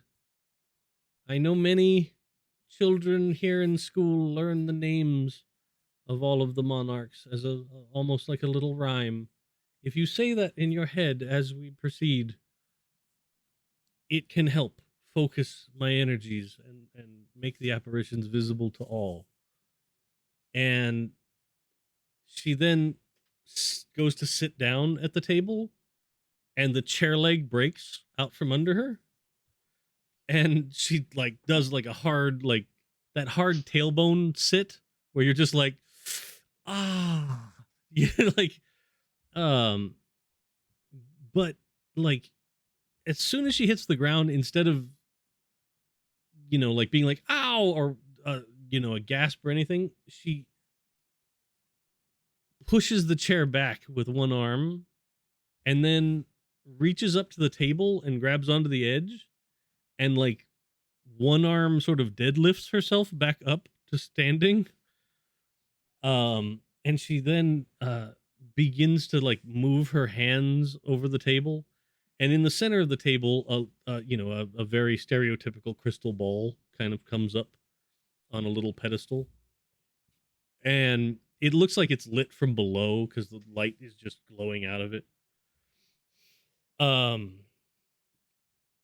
you know, she's moving her hands, and you actually begin to see small tendrils of almost like, it looks almost like lit smoke, right? Like if you shine flashlight through a smoke of a campfire, it looks a little bit like that. These tendrils sort of connecting her, or almost like you know, those one of those kids plasma balls, right? Where you put your hand on the outside of the glass and it makes those little kind of strings. It looks a little bit like that is kind of forming between her hands and the crystal ball. And you you see that she's really concentrating, right? She's very focused on the crystal ball and doing this. And you see behind her, it looks like um it looks like someone has begun to pour like dry ice fog out of a container in like a waterfall of fog that's just kind of coming down behind her, sort of thing. And you see her, and then she claps her hands onto the side of the crystal ball, and this fog behind her, it almost looks like a hand and then a face like pushing against it, like those things with a, you know, the 1,000 little needles that you could put on your face and it like makes the sort of impression of it. And then the hand manages, like it begins to like push against it some more, and then you see this face come forward, and it's the woman's face, and she's wearing, you know, this big fancy sort of crown thing upon her head. And she leans forward, and the audience, you know, you hear some gasps, and you see some people that, like, you know, a couple of folks have shielded their eyes and they're trying to not be freaked out, but it clearly looks like Queen Victoria, right? She's not so long a memory that you don't have some picture in your mind of what she looks like, but she is looking out at the crowd. And then she serenely sort of looks across the crowd, but then like you see that she kind of gets to the point where she's looking down at the mistress at the table, and then she gets a very stern expression on her face, and you see the fog like manifest into an arm with oh heck, I forgot the name of it, but the like the coronation scepter that they're handed, and it swings and it hits this woman directly in her side and throws her across the stage. Like she loses grip on the crystal ball and just sort of skitters across the stage and ends up like up against the wall. And then at that point, the crowd, like several people in the crowd, like scream, and a couple people like stand up, and there's a general hubbub that sort of begins. And then like the arm like holding the scepter like begins to sort of like reach out, like it's trying to pull at the stage in front of it. Now this image is, it's like if Queen Victoria was like 15 feet tall, right? Like that's the size we're talking about. And like clearly like pulling at the stage, like the other arm comes forward and tries to grab at the table, but is having a hard time like maintaining grip on anything, but like Now- pawing at the stage. Yeah. Go So ahead. Does this seem legitimately supernatural, or does this seem like stage theatrics, like a projection onto the fog or something? I was gonna mean, say we have the true sight, like as Vaesen, as members of Rose House, right? you do specifically you see the hidden things, right?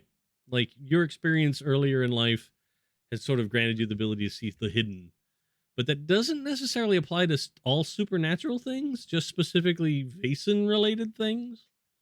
In this case though, you've never seen or heard of anything like this in terms Is of stage there show.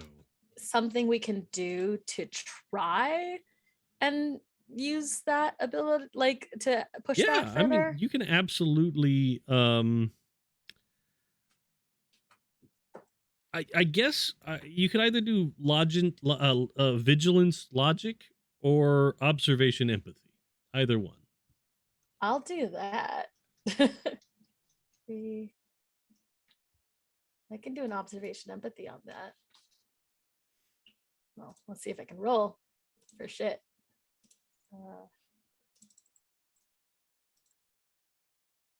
I'm gonna have strong words with Google. I rolled 8 dice and got 0 successes.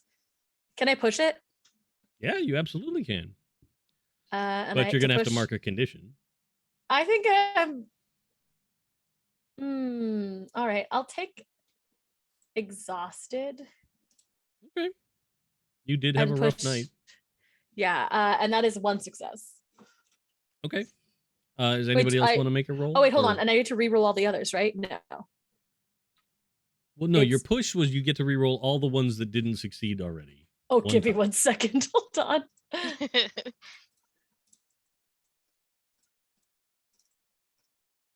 I'm getting it mixed up with other games. 2 successes then with the push. 2 successes. Okay. So you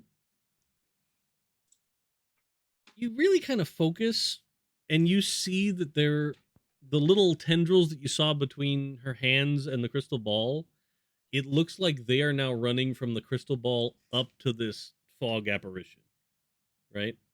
But it definitely seems supernatural. Like you are certain that So this it's is supernatural, but probably not like she's summoned a demon, like the ghost supernatural, but more that like she's doing something else spooky. It kind of depends on how much experience do you have with like specific like seance-y speak with ghosts kind of stuff. That is with the exception of my my automatic writing, that is not my area of expertise. Yeah, and that's So- kind of a different jam too. Yeah, So, super. like you're not sure. I will say you are not sure Okay. if it's like she did some kind of a magics to conjure just an image that's doing Mhm. this, or if she did some kind of a magic that connected and brought a spirit to manifest itself. That you're not. I think Saoirse does the like really hard squint, like so much you probably see like a vein throb, like the and like gives herself a little bit of a migraine while figuring that out. But Cool. she does relay that to Xian. Yeah, and given that this lady just got swatted by this apparition, I'm pretty sure that's not a projection. So, Yeah. I think Sean is gonna do the dumb thing and try and like go down and banish this whatever is happening Okay. here. So you start heading down from the box to get to the front of house. Yeah. That's cool. Does it? I think as you're leaving, I think I'll ask. Do you need help down there, or would you, or is this like a solo act? Do you need to be alone? She'll kind of over her shoulder be like, you should help with crowd Right, I can crowd handle that. control. Yeah. I'll follow along behind, but I don't want to steal the spotlight. I'll take my hat off and put it on the seat. And can you keep an eye on this, Saoirse? I don't want to lose it. Saoirse puts on your hat. Thank you. It is too big.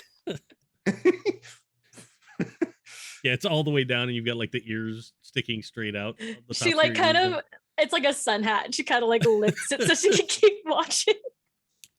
Now, I have an important question. Did anybody specifically watch the banker when this all started to happen? Oh, No. I think I've probably had my eyes on the banker back and forth because I'm kind of wondering, like, can I get this woman's soul? Does he seem interested? That's fine. That's fine.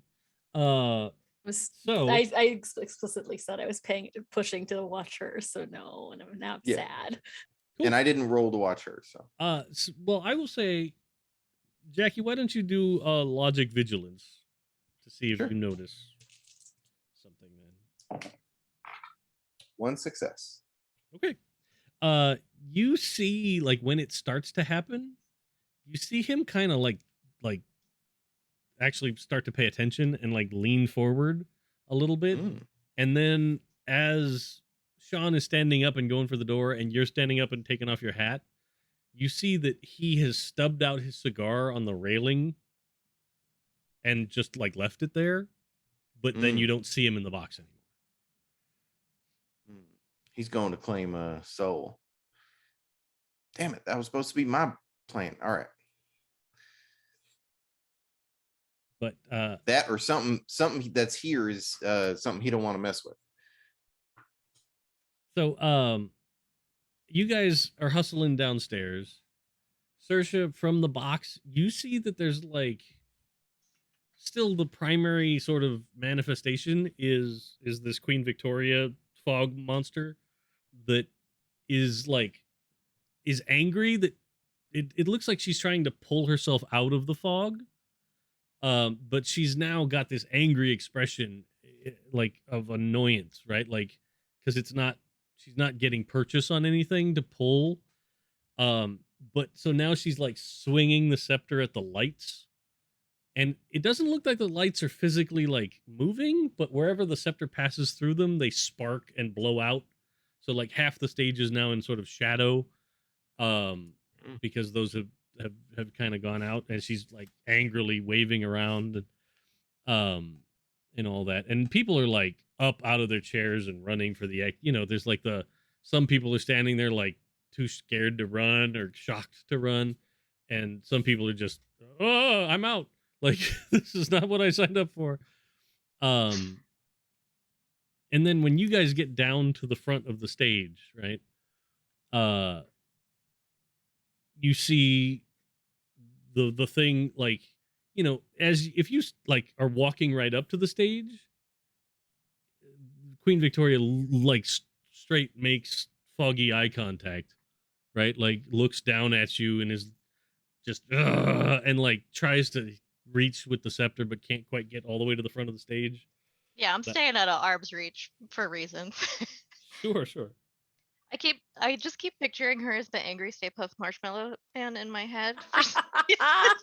Yeah, it's that expression, like when he gets upset, right? Like it's that, like, when you first see the Stay Puft Marshmallow Man, it's happy-go-lucky walking down the street, right? And then like the first time he gets hit with the Proton pack. Proton pack. Yeah, that's wow. Uh, then he's like, like gets that angry look on his face. That's definitely it. All right, I'm gonna go full Ghostbuster and try and use like channel my occult powers through my arm, and because I have my crystal ball, and try and like blast the ghost queen back from whence she came. Okay, let's do it. I would like to reverse conjure this apparition.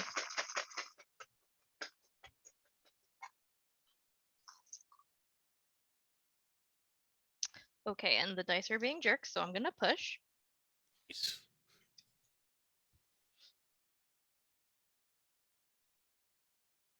That's my favorite. Especially when I hear somebody like rattling like 15 dice and then they're like, I'm rolling too many really at this point. Yeah, so you can overroll. Yeah, I had 3 dice for my last 2 rolls, and I got 1 success both times. Back here. Yeah. Roll 8 dice, no successes. Yeah, fuck that. Hey, 6, 6, 6, 3. oh, all right. And I'm sorry, this was manipulation? It is observation and empathy is what I observation, use for medium. Yeah. Cool. Give me 1 second.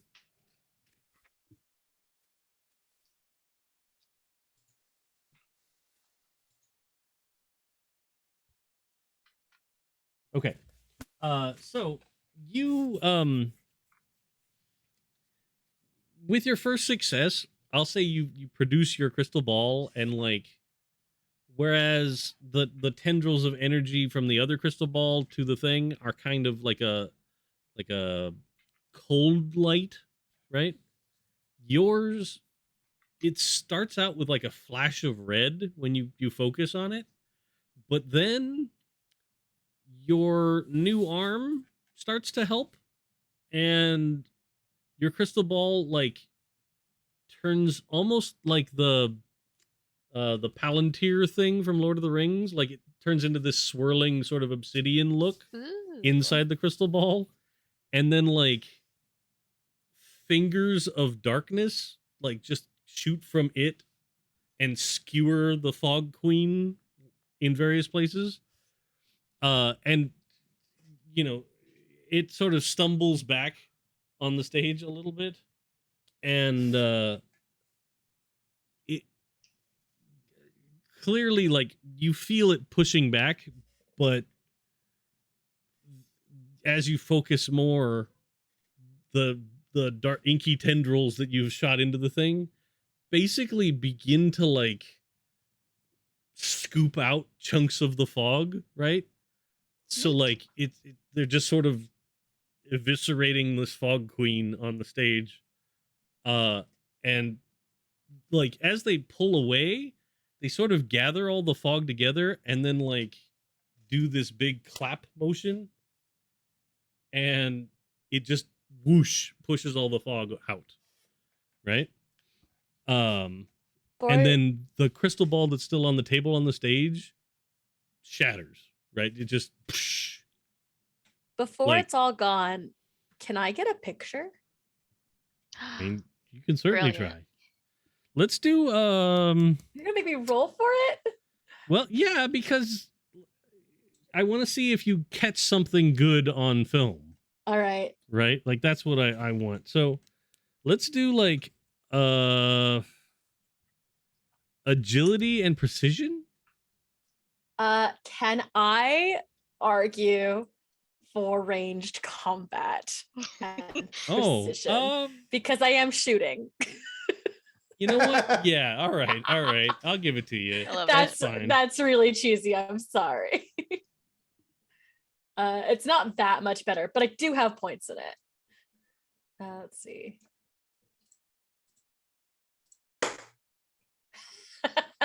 One success. Okay.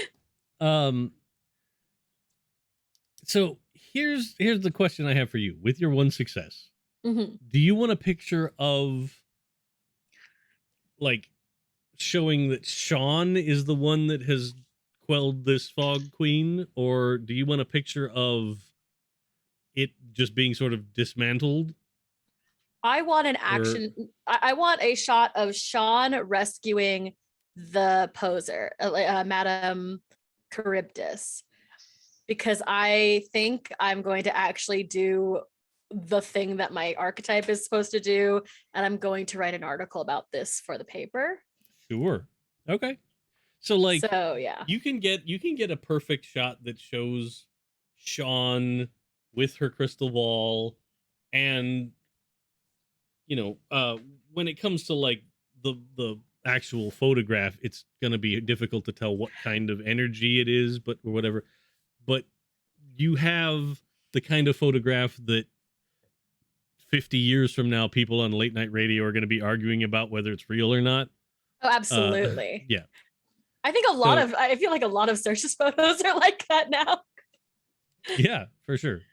There's probably like a coffee table book of Saoirse's stuff that comes out in the next 1960. We'll publish a coffee table book. No, Catherine, please. Sorry, my cat would like to play.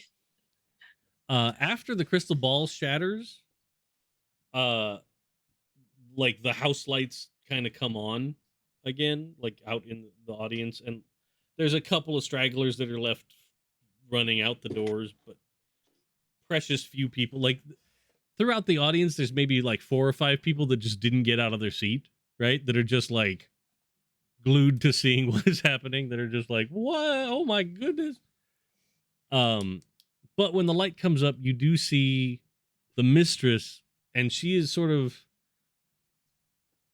kind of halfway folded, like doubled over the edge of the stage, right?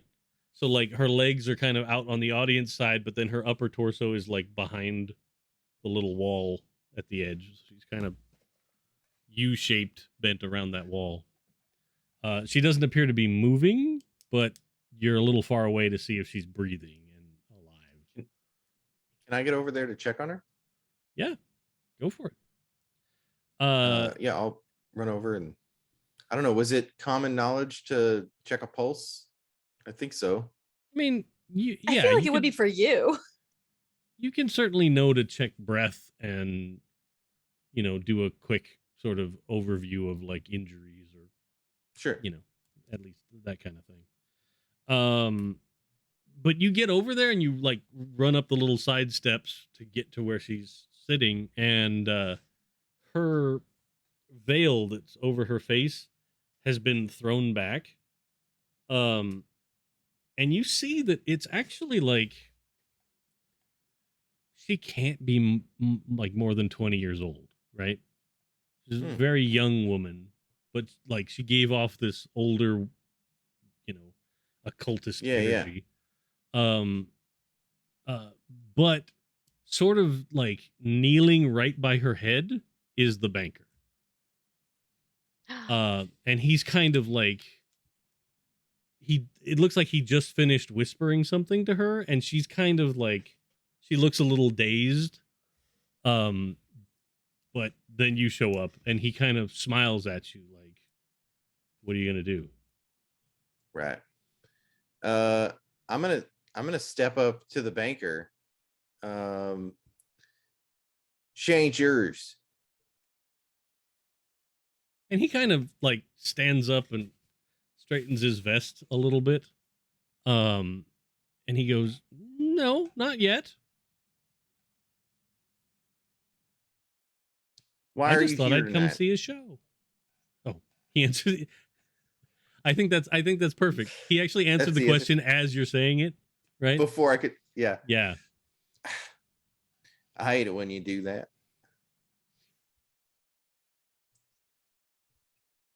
What is this? You're just here to torment me, or saw an opportunity? Why are you here? It can't just be that you wanted to see a show.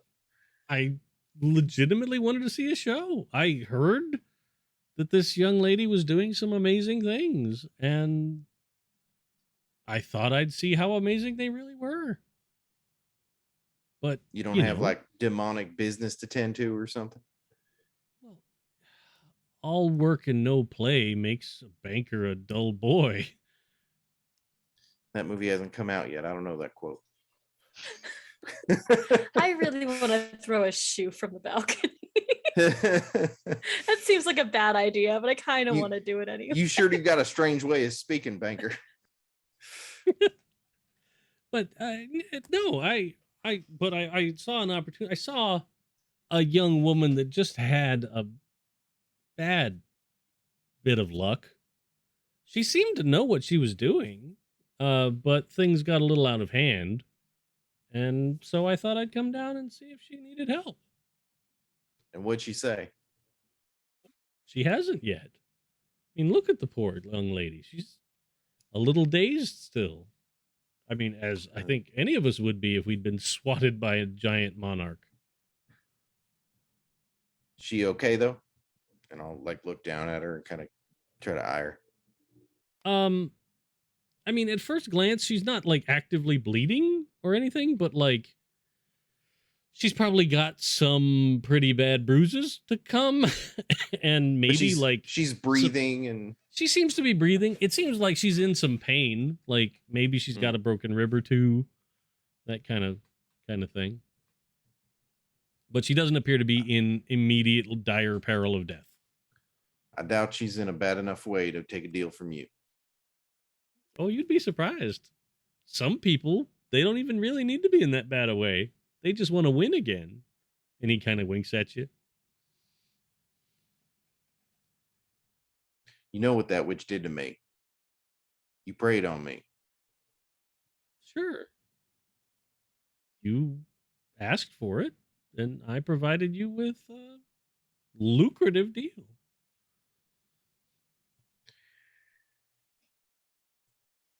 I kind of want to see if I can gauge, like, if he knows about all of the weird omens that are coming at me. Okay. Is there a way I can like double talk at this guy to get him? Yeah. Like, it's weird, like trying to outspeak a demon, but like if I can get him to tell me information that he thinks I don't know, I just gave him. I don't know. So empathy manipulation. Sure. And I just upped it, so I have 6 dice now. Nice. I doubt he gives a shit if I'm famous. Right. He is the source of your fame. So I'm gonna push. Okay. Yeah. Everybody pushing. I like it. Yeah. Figure it out after. Get some salt and pepper up in here. Okay. That's 2 successes. 2 successes. Okay. Let me see. Yes. So my goal, I don't know that I could out talk a demon as me, but my goal is to try to get him to reveal whether he knows that like that omens have been coming at me, like the Banshee and the Doulahan, all that. Sure. Let's see how he does. Okay. So I think he kind of says, I'm fairly sure that you realize how quickly things are progressing for you now.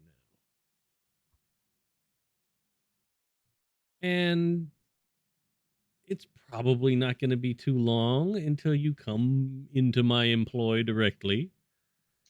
But you know, this is a strange place. There's a lot of things here that I don't really deal with. We're a long way from Texas. Mm-hmm. And I never really spent a lot of time on this continent. There's another department, let's say, that deals with things over here. What if I could broker you some sort of, I don't know, connection? You think that'd be worth me? A connection to who? Well, all the weirdness around here. What if I found you someone, I don't know, or something important enough, made that introduction? You know, a lateral move, changed apartments. And then you wouldn't be so concerned with all the contracts in your ledger anymore. Well, I'd have to see who you come up with, of course, or what they can do for me. But possibly, right? In the grand scheme of things, I'll tell you, there's probably not many people that I'm going to need to be punched for all eternity. So if you could come up with somebody that can give me something better than that, I'd be willing to listen. All right. That's good to know. You know, that there's got to be somebody here or someplace here that's a powerful enough thing to get you off the hook. How do I call you if I need to talk to you? Oh,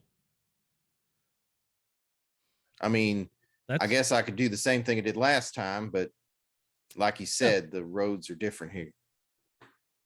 sure. But you know, we spent so long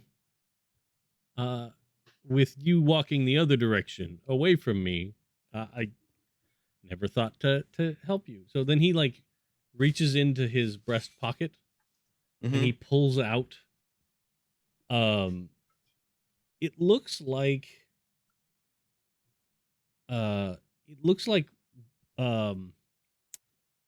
like a shiny chrome red top from Inception, right? Like that style, little hand size, almost like the size of a chess piece, right? Sure. And he goes, just give this a spin and it'll let me know where you are. All right. And when he hands it to you, at first it feels like almost like you just pulled a hot pan out of the oven without a glove on. But immediately cools to room temperature when you take it from it, right? Okay. And you look and like the skin on your hand is a little bit pink, like so there's this video online where there's this crazy guy that works in a foundry that bare hand like slaps molten metal, like pouring, like molten metal is pouring and he just like waves his hand through it, right? And in actuality, he doesn't burn himself because of the whole what's it called, Leidenfrost effect. Like the same thing that happens if you put a droplet of water on a pan. It doesn't actually touch the pan for a while. Yeah. The actual heat causes it to start to boil on the bottom, and it creates a little bit of insulator. Well, that's kind of what happened to you, right? Like it felt really hot, really fast, but it was so quick that it didn't actually get the moisture off your skin to burn you. Nice. Kind of a thing. Yeah. And then he kind of tips his hat and he says, I suppose I should ask the mistress here if she needs any assistance. If you don't I think we got her. I think that's a good time for Sean to come up. Yeah, I think during Stand that next to conversation, Jackie, like, Saoirse has managed to get downstairs and has a shoe in one hand. Hey, so you guys all are then on the stage, and he kind of goes, well, fair enough, but this one's got talent. I wouldn't forget that. And he kind of notices Sean's arm, right? And he goes, oh, you've got talent too. Indeed, I do. Good luck. That one hasn't been out in a while. And then he kind of turns and like he like walks into the curtain, but not at a spot where there's a break in the curtain, but it just sort of ruffles and then he's gone. Sean will walk over to Mistress, what's her name, and help her up.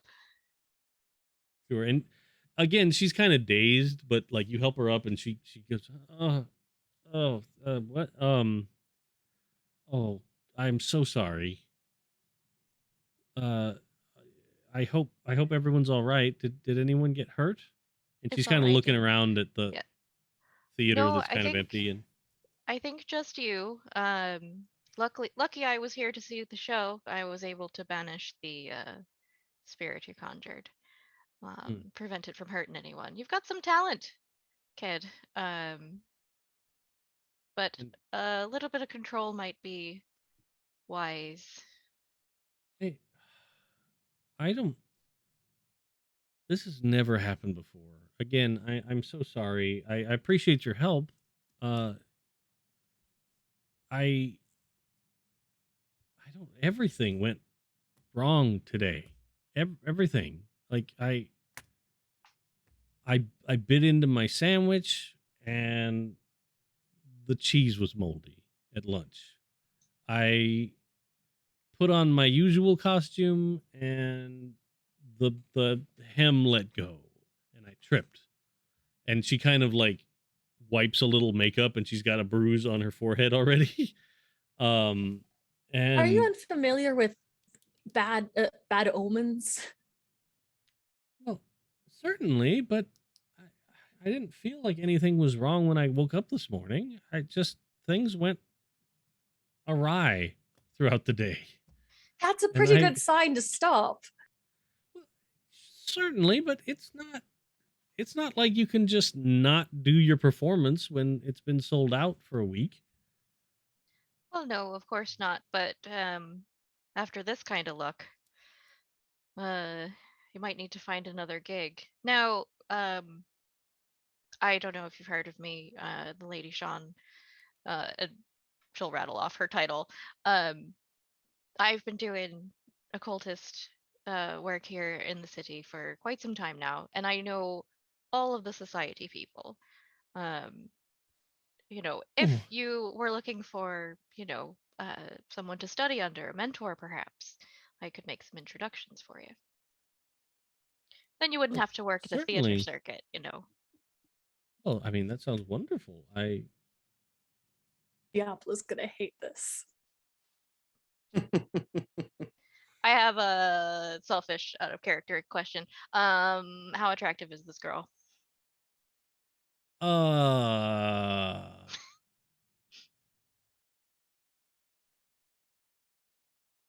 I think she's not like strikingly beautiful, but she is definitely got the like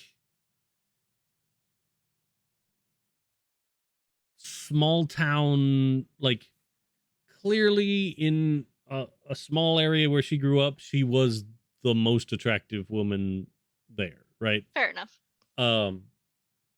Like on a global scale, maybe not, but definitely an attractive person. Yeah. Okay. Fair. Attractive and magical. Sean's type. Okay. Sure. So like I think as she's standing there, like she kind of, she looks embarrassed that anybody had to come to her rescue, and she kind of, she's not making a lot of eye contact about the situation, but I think she does notice again your arm. Fair. And you see her, and like she goes from where she was still communicating a lot more, Now she is just staring sort of at your elbow, right? Like she's just kind of looking at it, and like as you said a couple of things, yeah, it's very much a my eyes are up here situation, but looking at your elbow. But like she's kind of like, huh? Well, well, I again, I appreciate it. Thanks, but she's not breaking eye contact with your arm, if Okay. at all. Does it does she seem like mesmerized or just interested? Like is the arm doing She something weird seems to her? it. She definitely seems a little bit mesmerized, right? Like you don't feel that the arm is doing something, more that like you have presented her with the most wonderful enigma, right? Like Hmm. she feels the power from it, and she doesn't know what it is, and it doesn't click into her sort of spiritualism, right? But she wants to know more, and she's trying to figure it out. It's like if you present a kid that loves Rubik's cubes with a more complicated Rubik's cube that Sure. they're then trying to figure out, like, I think yeah, seeing that Sean will kind of like take her attention, like pass her arm kind of like in front of her own face, so the girl has sure, to look up at her yeah, and say, it's quite strange, isn't it? This is a dangerous profession we're in." fascinating. And does it help you with your work? Your It can. It is its own thing, I believe. So we cooperate. oh, does it speak? Does it have intention? I'm not entirely sure. I do catch the odd whisper here and there, but um, the void itself does not speak to me yet, as it were. Maybe sometime I could see if I could help focus it Of course. I think and that see. sounds lovely. Oh, What is your real name, dear? oh,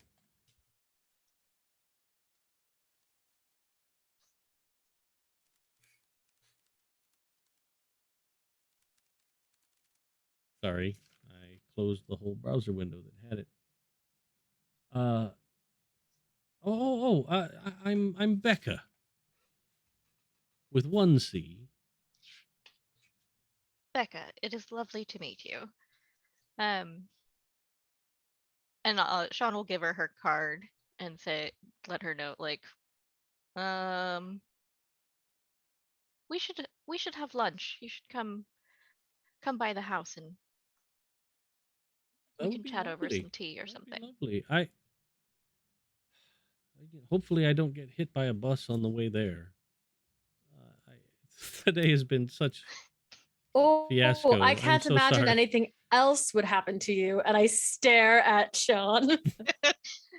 No, I believe your bad luck streak has quite run its course, I would think.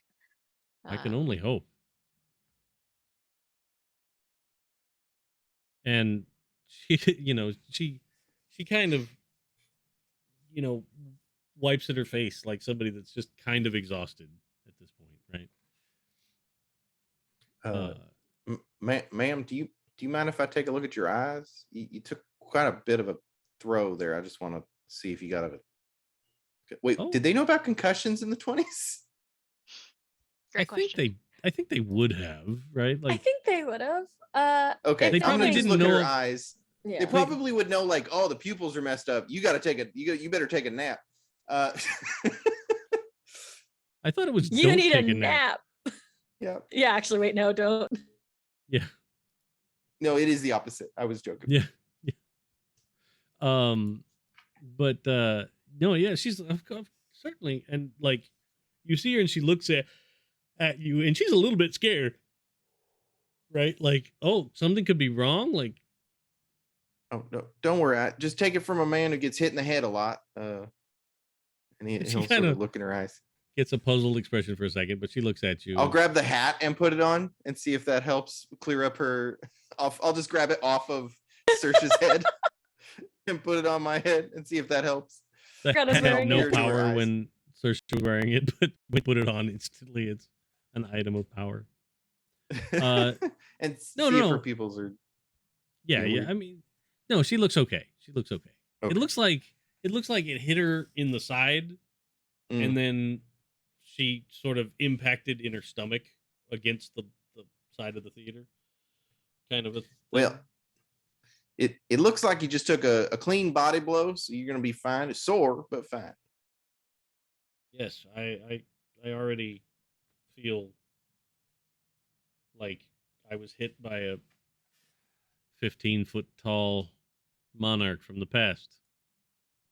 Can't say I ever fought one of those, but I suppose if I do a show again, I should maybe try and scale things down a little bit. I do appreciate you taking a swing at the queen.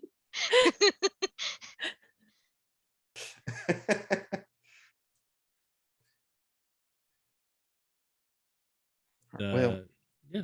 Seems like you're gonna be okay, so I'll step back a little bit. Again, thank you so much. Now, there was another gentleman that was here. Oh no. Oh, you don't. It's like gaslight someone again. No one of note. That one is not a person you want to associate with. Yeah, pay them no mind. Seems very charming. Why, he would. Yeah. And he would make Yeah. you an offer that would sound quite nice until you took it. And then you would be damned. Oh, I see. Well, I suppose again I'm in your debt. And she sort of bows her head. Says, now, I suppose I should go talk to the theater management about what's going to happen here. I suppose so.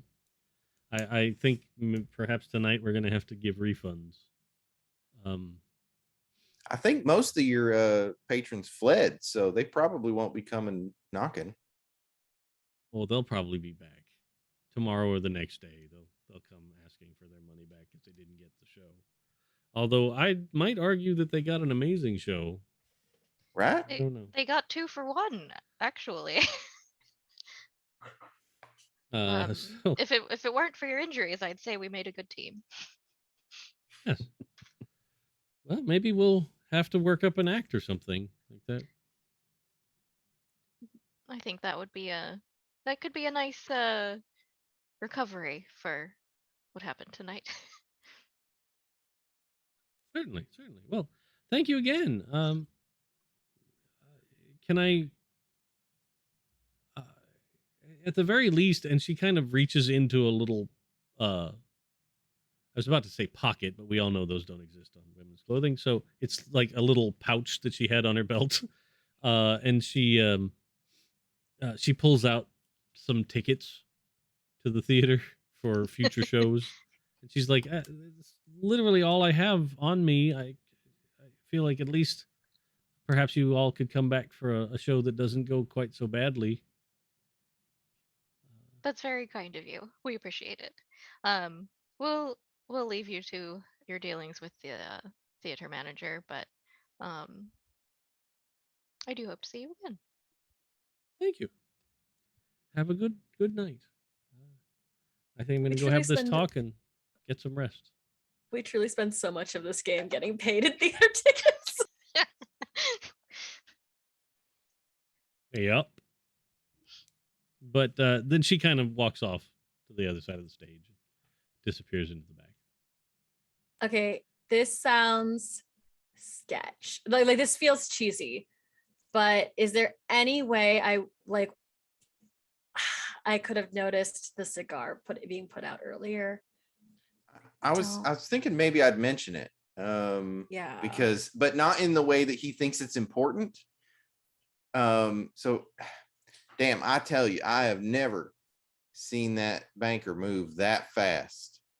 I don't even think I don't even think he forgot and left his cigar up there. I've never seen him without it. Is it But still I tell up you, when there? I was, and he just breezes over it, and he's just on to talking. I feel I like tell both you, of when us I, are like, wait, he left something behind that That he put his touched? mouth on? why would that be important? They're already running up the stairs. Yeah. I don't think you'll get it. And also, Dave, I'm gonna DM you about something. Oh, sure.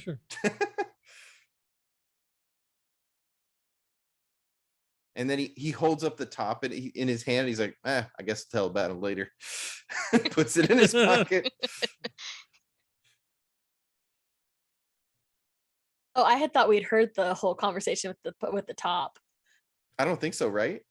I don't know. I don't think so. I feel like Sean was Yeah. was like comforting Fighting the the few thing, remaining right? people, like telling them they were okay. Yeah, I was just making my way downstairs. All right.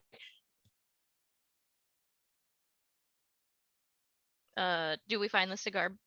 The remains of the Yeah, cigar? you get up to the booth and you see the cigar, and it has been stubbed out on the railing and left like a deep burn. Man has no respect for wood. property. Well, it's more like the cigar, whereas a normal person putting out the cigar would just sort of smear the coal on the railing, and it would mar up the surface. But this is like he took it and he put it on the railing, and it burnt its way in about a half an inch before then it went out. So it's kind of like there's just a Incredibly peg rude. hole now on the railing. And he that's but yeah, you find the cigar there. Saoirse sneezes. And then pulls out 2 handkerchiefs and then grabs one for the cigar. Sure. You make a little pouch for it. Puts it in one of her many pockets along with the playbill. It does smell very good, right? Like it smells like a very high quality cigar. If that's something any of you are connoisseurs on. Excellent.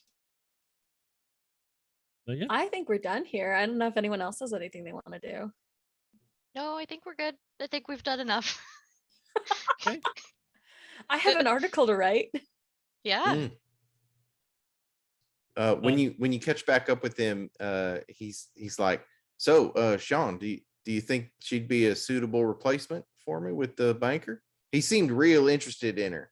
Said she's got power, and absolutely. then he was kind of rude to me. Said he didn't have a lot of need for people to punch people for the rest all of eternity. But I mean that just seemed hurtful.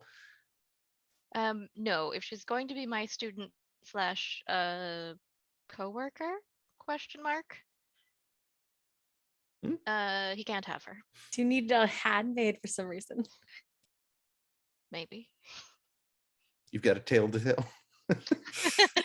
I just assumed Oh, that Diablo's gonna Imagine- have. Yeah, I was about to say, imagine how mad Diablo would be if there was suddenly some other I know. assistant.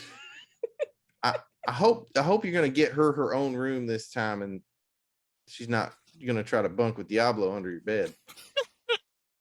Oh, no, bunking with Diablo was not what I had in mind. Yeah, we have a spare bedroom, although I think it's full of Diablo did fill it with these strange implements. Yep, I have not wanted to go in there yet. Yeah, I mean, some of them look like they were straight out of a meat packing plant. Listen, to each Imagine their that. own. Imagine that first impression, like, oh, you're gonna come work with me and you want a place to stay. We have an extra room. And you open the door and it's just the most hooks and shit. the most dungeon-y dungeon that ever dungeoned. And you're just like, oh, No, don't it's mind this. downstairs. This is just where Diablo keeps some things. But you can stay here. You'll be perfectly safe. Oh my god. All right. So I think this is a great moment for us to take our little 5-minute break. For those of you watching live, we'll be right back. For those of you listening or watching in the future, magic is about to happen. So we'll see you in a couple. Okay. You have wrapped up things at the theater that you wanted to do, correct? Mhm. Also, Yeah. hello again, internet. We have returned. Yeah. So then you're heading back to the Rose House, or did you have some other plans? I think I we're think good to we're- go back to Rose House. I think are we walking back, or are we riding in a? Did we like get a car, or? I feel like we would have gotten a car. It's a little far Yeah. to walk, yeah? Yeah, I Yeah, mean, I think- you could certainly find a cab too. Yeah, Let's take a cab couple- back. a couple blocks away. I remember that the thing is in my pocket, and pull it out, and I'm like, oh, I don't think I should have this in the house. What is that? Well, it's sort of a top, but it's more interesting where I got it. I asked the banker if I ever needed to get in touch with him, how I could do that, and he gave me this. That certainly makes things And he easier. said if I spin it, he'll know where I am. But I feel like he probably knows where it is all the time, and so maybe he doesn't need to know or have some sort of item from hell in the Rose House. Well, perhaps we'll clear it with Hawkins, and he'll Maybe he's got somewhere understand. safe to keep it. Yeah. Okay, that's a good idea. Could always put it in figured- a safe deposit box at the bank. I do believe we He's have a vaults banker. downstairs for this very thing. He said something weird. He said, when I was talking to him, he said if I could introduce him to someone powerful or someplace powerful. Someplace powerful. Yeah. And I don't know. All right. Well, do you really want to make this thing more powerful at all? I mean, if he's done messing with me, then really does it matter at that point? Well, I think it depends what he would do with the place. Jackie, That's true. I don't think that you should be the one to have been tricked into something like this. But I have to say, what makes your life more important than anyone else's? Oh. I mean, morally speaking, or like personally to me, because it feels like mine's pretty important to me. Yes, I understand that. Let's say morally. Just Morally speaking, thinking back on this entire problem, you're right. you were tricked. There's no doubt about that. Mm-hmm. And I do feel bad for you. But how would you feel afterwards when you trick someone else? I mean, at first, like a weight was lifted off my shoulders. I'm not gonna lie, that would feel nice. But I guess I would have to live with it. I killed You would have to people live with it. in. I mean, I was in the trenches. Like, I don't know that my soul is necessarily clean anymore. I have a question. What happened to the witch that hexed you in the first place? You know, I don't know. Wouldn't that be a poetic justice to trade It their sh- soul for yours? It sure would. That would be. I mean, I didn't have the kind of friends that I have now then. Maybe we could do a little research and track them down. You don't know their name or? I mean, I definitely know what their alias was, or what they were going, or like what their name was when they were a promoter. What was their name when they were promoter? That's a start. Oh, well, hold on, I gotta make it up. Hold on, I gotta make it up.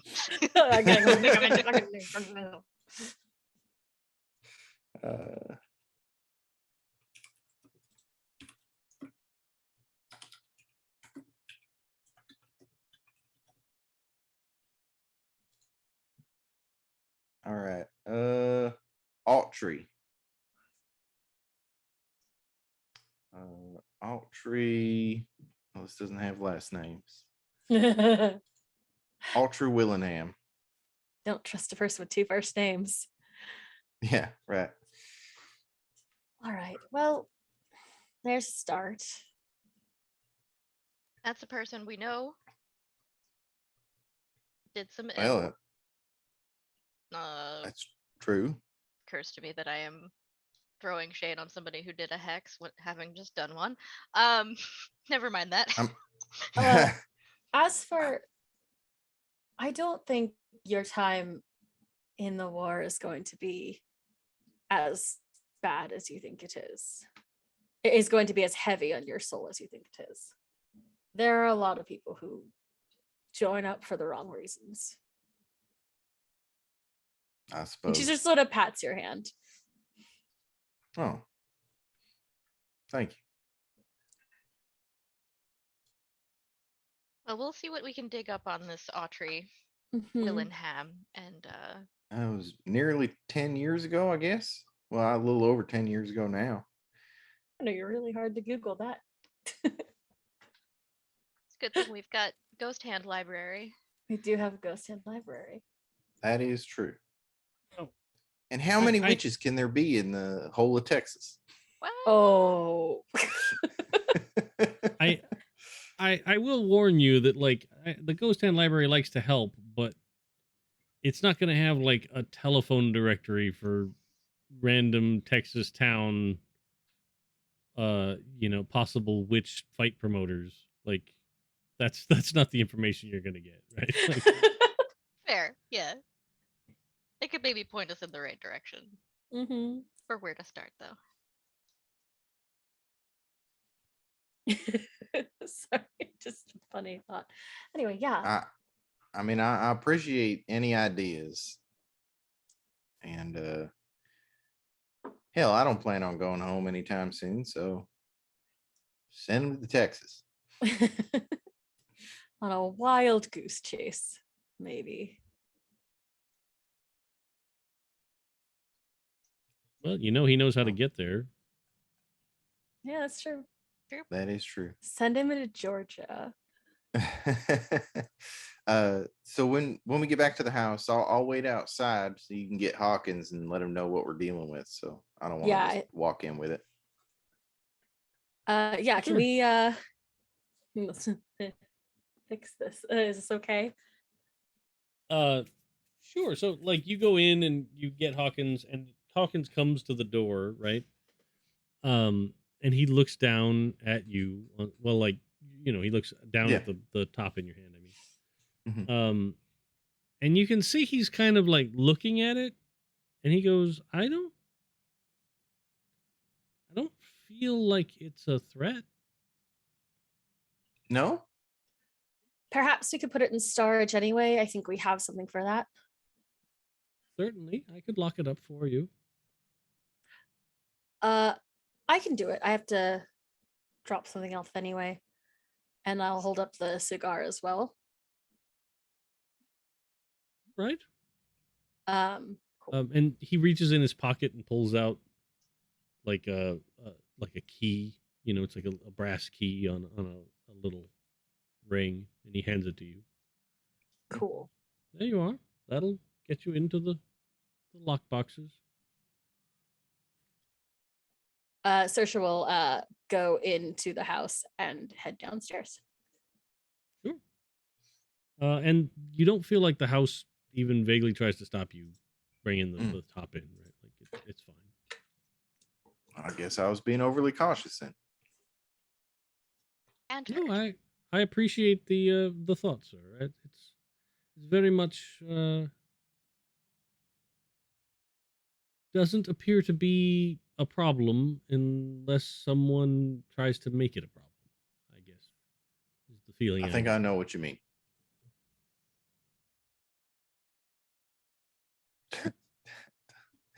Don't start nothing, won't be nothing. Got it. That's never gonna come back for us ever. That's fine. Never. No. All right. Well, I guess we've sort of dealt with your rival, and we're working on mine. Saoirse, are you okay? You don't have any demons you need slayed or anything like that? Oh, I'm fine. I guess I'll just come back. Like, not that I can think of. I'm just generally an anarchical wee lass who's never done anything wrong in her life. I find that hard to believe, but also adorable. Yeah. I mean, honestly, Saoirse just sort of like shrugs. No, I can't think of anything. I've lived a very good life. And like kind of toddles off to the library to read. All right.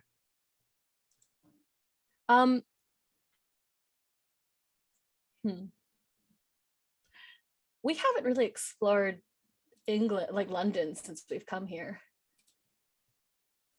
Not really. I mean, I guess we could together. follow the road as far as the blood pools go. That's true. We never really found out what the Doulahan was up to. Doulahan was for. That's true. The newspapers did speak of a trail of muck in the streets. Right. And Mhm. it was sort of splashing muck as it went by, so probably follow it. Do you think it'll return tonight? I don't know. You think it's just going to keep coming for me every night until Do we know it's coming for you? It's just a sign, but perhaps we can follow it to the more powerful thing that the banker wanted. That is. Possible? It's worth a trip at least. Mm-hmm. Perhaps worth keeping vigil until then. So, are you saying you want to stay here and wait see if it comes back again tonight, or Why not? Sure, I'm fine with Or that. we can go out. I really don't care. Although Saoirse realizes I'm exhausted. I have to figure it. I probably that's right. need I would a have had a nap. wound. Same. Or what would I be? Probably angry.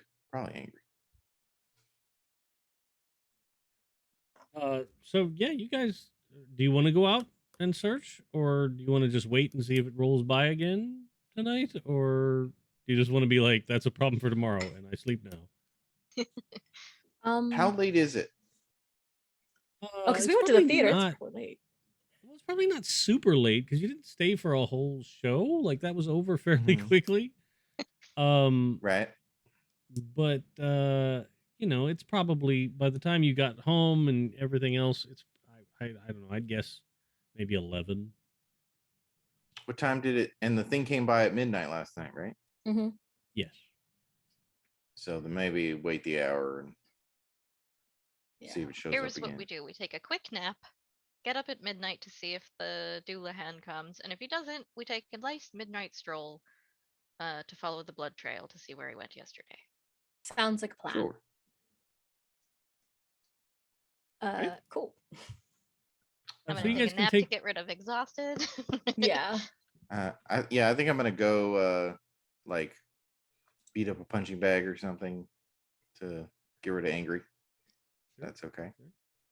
You guys can take an hour and chill for that. That's fine. Nap time.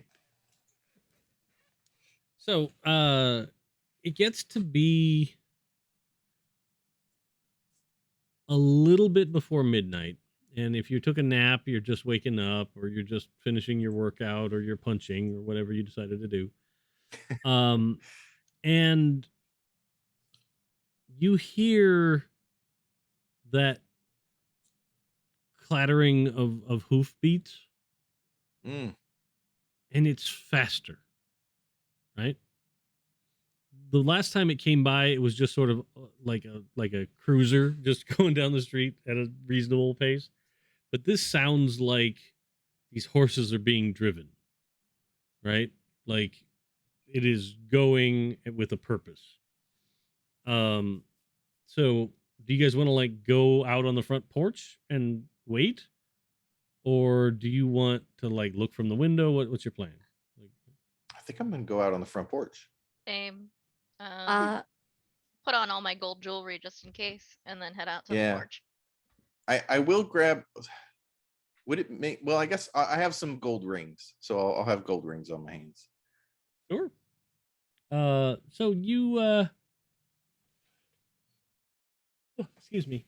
You assemble on the front porch, and just in time because slewing around a corner down the road, you see, and this time the tires of the coach are glowing bright red, and it looks like one of those nail it to a tree pinwheel fireworks just shooting off in all directions from the wheels, and the horse hooves are glowing bright red and just clicking sparks off the cobblestones. And this time there's almost like a bow wave in front of the horse, of like the well, from a distance at night it looks like water, but you assume it's probably blood again. It's just being pushed out towards the sides of the street. Like if you step onto the sidewalk, there's a pretty good chance you're gonna get showered in blood, right? As this thing comes past.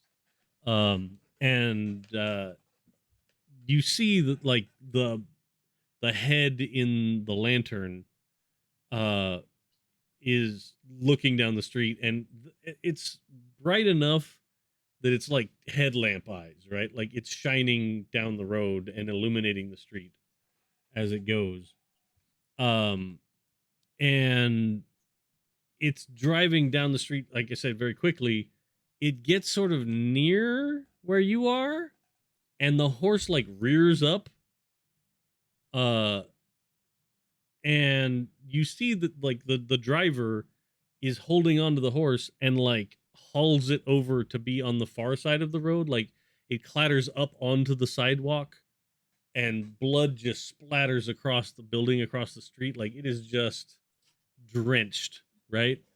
And the sparks ignite some of the plants in the front garden across the road as they go by, and um the carriage, as it kind of clatters back down into the street just past you, it hits a light pole and knocks it down into the road, and it rushes down the road away from you.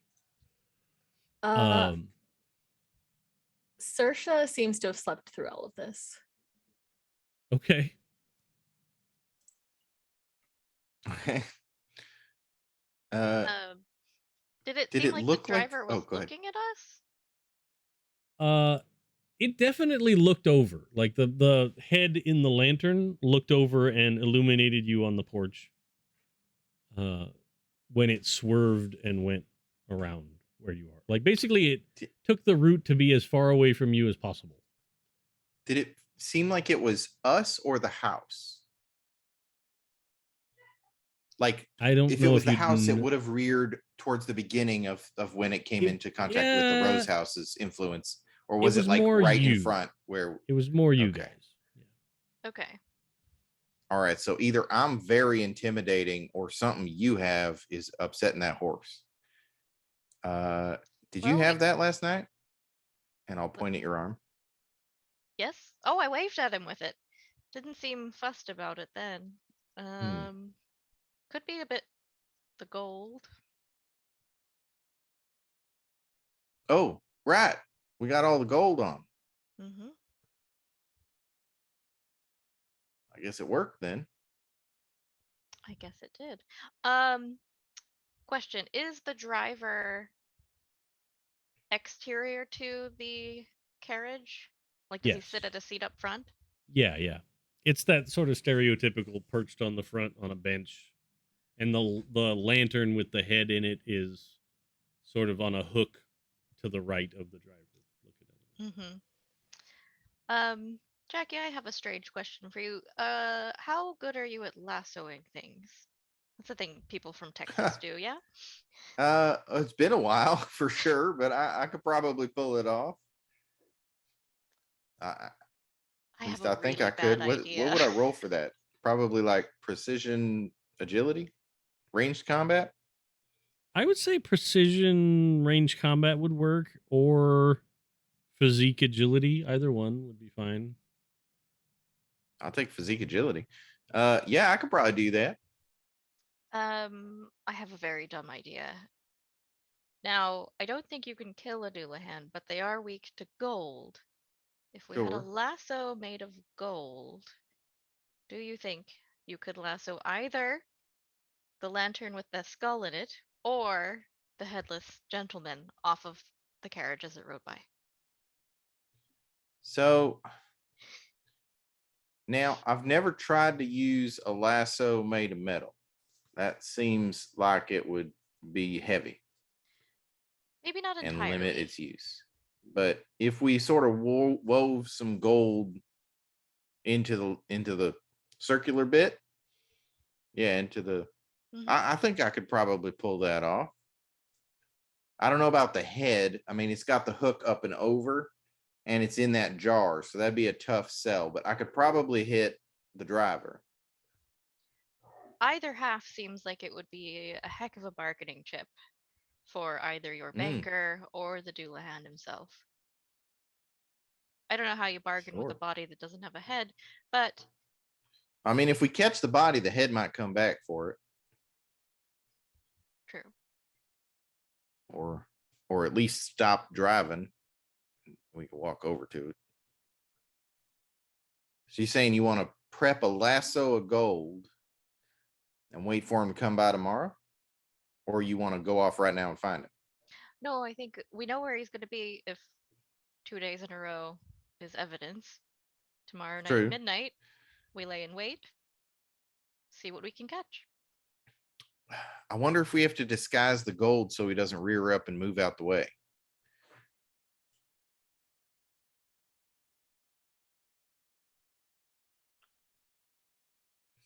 I mean, maybe. That, or it's just a little more difficult task. Or we have somebody small and chaotic make a distraction. Oh, I see what you're saying. Okay. I'm here for it. We can you want to go see if Diablo wants to help us out with this plan tomorrow when he comes by? Sure. Or Sorsha, also Oh, chaotic, I also just small. assumed you meant Diablo when you said small and chaotic, but I guess that does fit both of them. True. Saoirse? Oh, she didn't make it out. She's still sleeping. I guess we have to go wake her up. Or wait for the morning. He's not going to pass by again tonight. No, I don't think so. But maybe we could follow the trail of muck. Mm-hmm. That's at least fresh. True. I'd be open to that. A midnight stroll never hurt anyone. Let's do it. All right, here we go. All right. I love you guys. So we'll wander down the avenue together. Sure. And it's easy to follow, right? Because like a singing in the rain routine in blood. Right. Yes. Yeah, it is very much that. Like there are puddles of blood left all over, right? Like it is way worse than yesterday, right? When it was cruising by, it just sort of lapped up against the curb, right? But this time it is rooster-tailed behind the thing, and like I said, the entire building across from Rose House is just covered in blood, right? Like it is in the morning, it's going to be horrific, right?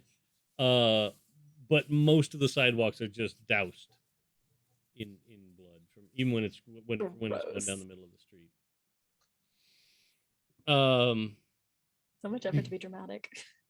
And you guys start following along. Eventually the the route, I mean, it takes you a while, right? Like you guys are going to be walking for, a half hour, 45 minutes along. And a couple of places there's been there's been like, there's a homeless guy that's kind of, or a drunk sort of in the corner that collapsed next to a trash can who is now like covered in blood. Oh no. And like kind of being like, what the hell, there've been a couple of you see a couple of stray cats that are just like excited and licking up blood off the street and like hoping they can find a whole person to eat. That kind of look, like if only they were bigger, they would murder all these people. And you get, eventually this trail of horror leads right to the big gate out front of Buckingham Palace. And then it like stops, right? It just rides right up to the gate and disappears. But you will note that above the gate is this big giant gold filigree. And that's what you get out of your walk tonight. While they're gone, can I do some shit? Well, what I was going to say is I think let's actually, I think that's probably a good place to call it for tonight. And then we'll Awesome. pick up with your stuff next time. We find out what Saoirse's adventures were while they were off on a gory trailing adventure. Excellent. Because I think that works out as a good Mhm. good stopping place, and then we don't leave things in the middle for you. We can figure out what goes on. Nice. Woohoo. So cool. This has been London Calling, episode 9. We've got a few more episodes lined up and ready to roll. It's looking like we'll probably be wrapping this up this month. As we get to a good spot, I think we'll finish up the story, and then we'll see what else Happy Jacks has in store coming up. It'll be something. And now I think it's Hexbreakers on Wednesdays has started. So tune in for some Kids on Brooms action with Emily running the game. Nice. Awesome. Who ran the most adorable what's that, the game that's Stone girl Top? Oh no. No, yeah, Emily did run Stone Top on Happy Jacks, but at a con, what is that game? Girl Underground. Oh, Girl Underground. Girl Underground, that's it. Yeah. Ran just the most adorable game of that for me at one of the cons, and it was fantastic. So I was out of town last week in a place with abysmal internet, so I didn't get to watch their first episode, so I'm going to catch up now that I'm back. But that's on Wednesday nights for anyone looking to watch, 7 p.m. Pacific, live, or thereafter immortalized on the internet in various forms. As is our show. You can find us tomorrow. I will get things posted over to the YouTubes if you want to watch them there, or you can watch them here, or you can listen to them when they get put into podcast form down the road, or listen to them on YouTube. The choices are endless for how you could enjoy this content, so please do. I appreciate it. Yeah, let's go around and hear what everybody else is doing. So let's do Clara, because you didn't get the intro one, so you get to go first this time. Cool. Hello, I'm Clara. I'm all over the internet as clearly _golden unless you're into mermaids, in which case mermaid _clarity. Sometimes I post who knows anymore. I'm here every Monday playing Vaesen, I guess, for the rest of the month. And then you can sometimes catch me over on Queen's Court Games playing Vampire 5e. I don't know if it's still called The Masquerade.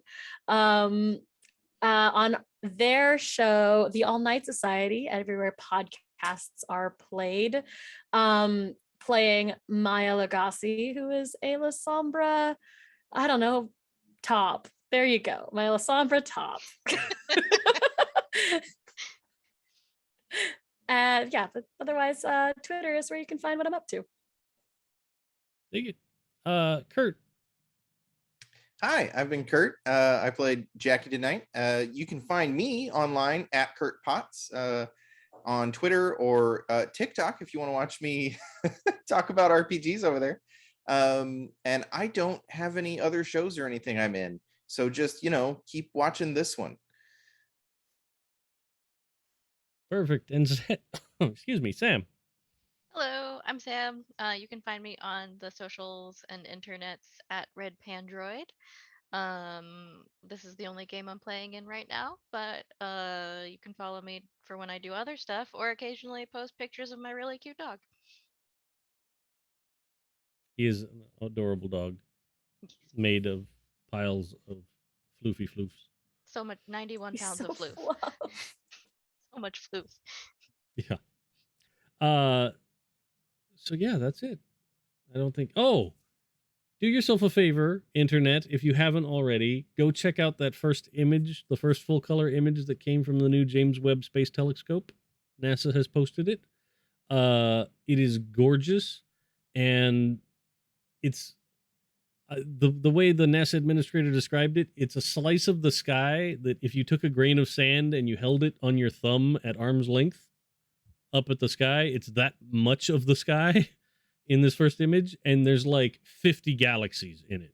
Like, it's astounding and gorgeous. And tomorrow they're going to release a whole bunch more pictures. So even if you're not a space nerd like me, check it out because it looks super rad. It's like my desktop background already. So super cool.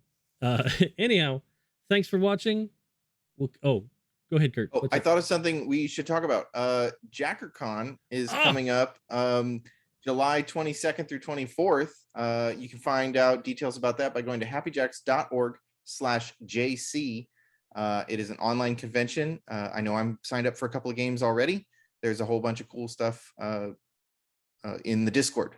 That's where we're scheduling it. So yeah, dig it. Awesome. And entirely fan organized and run, and it's such an amazing community. So if you're looking for a game and you want to play with some really cool folks, check it out.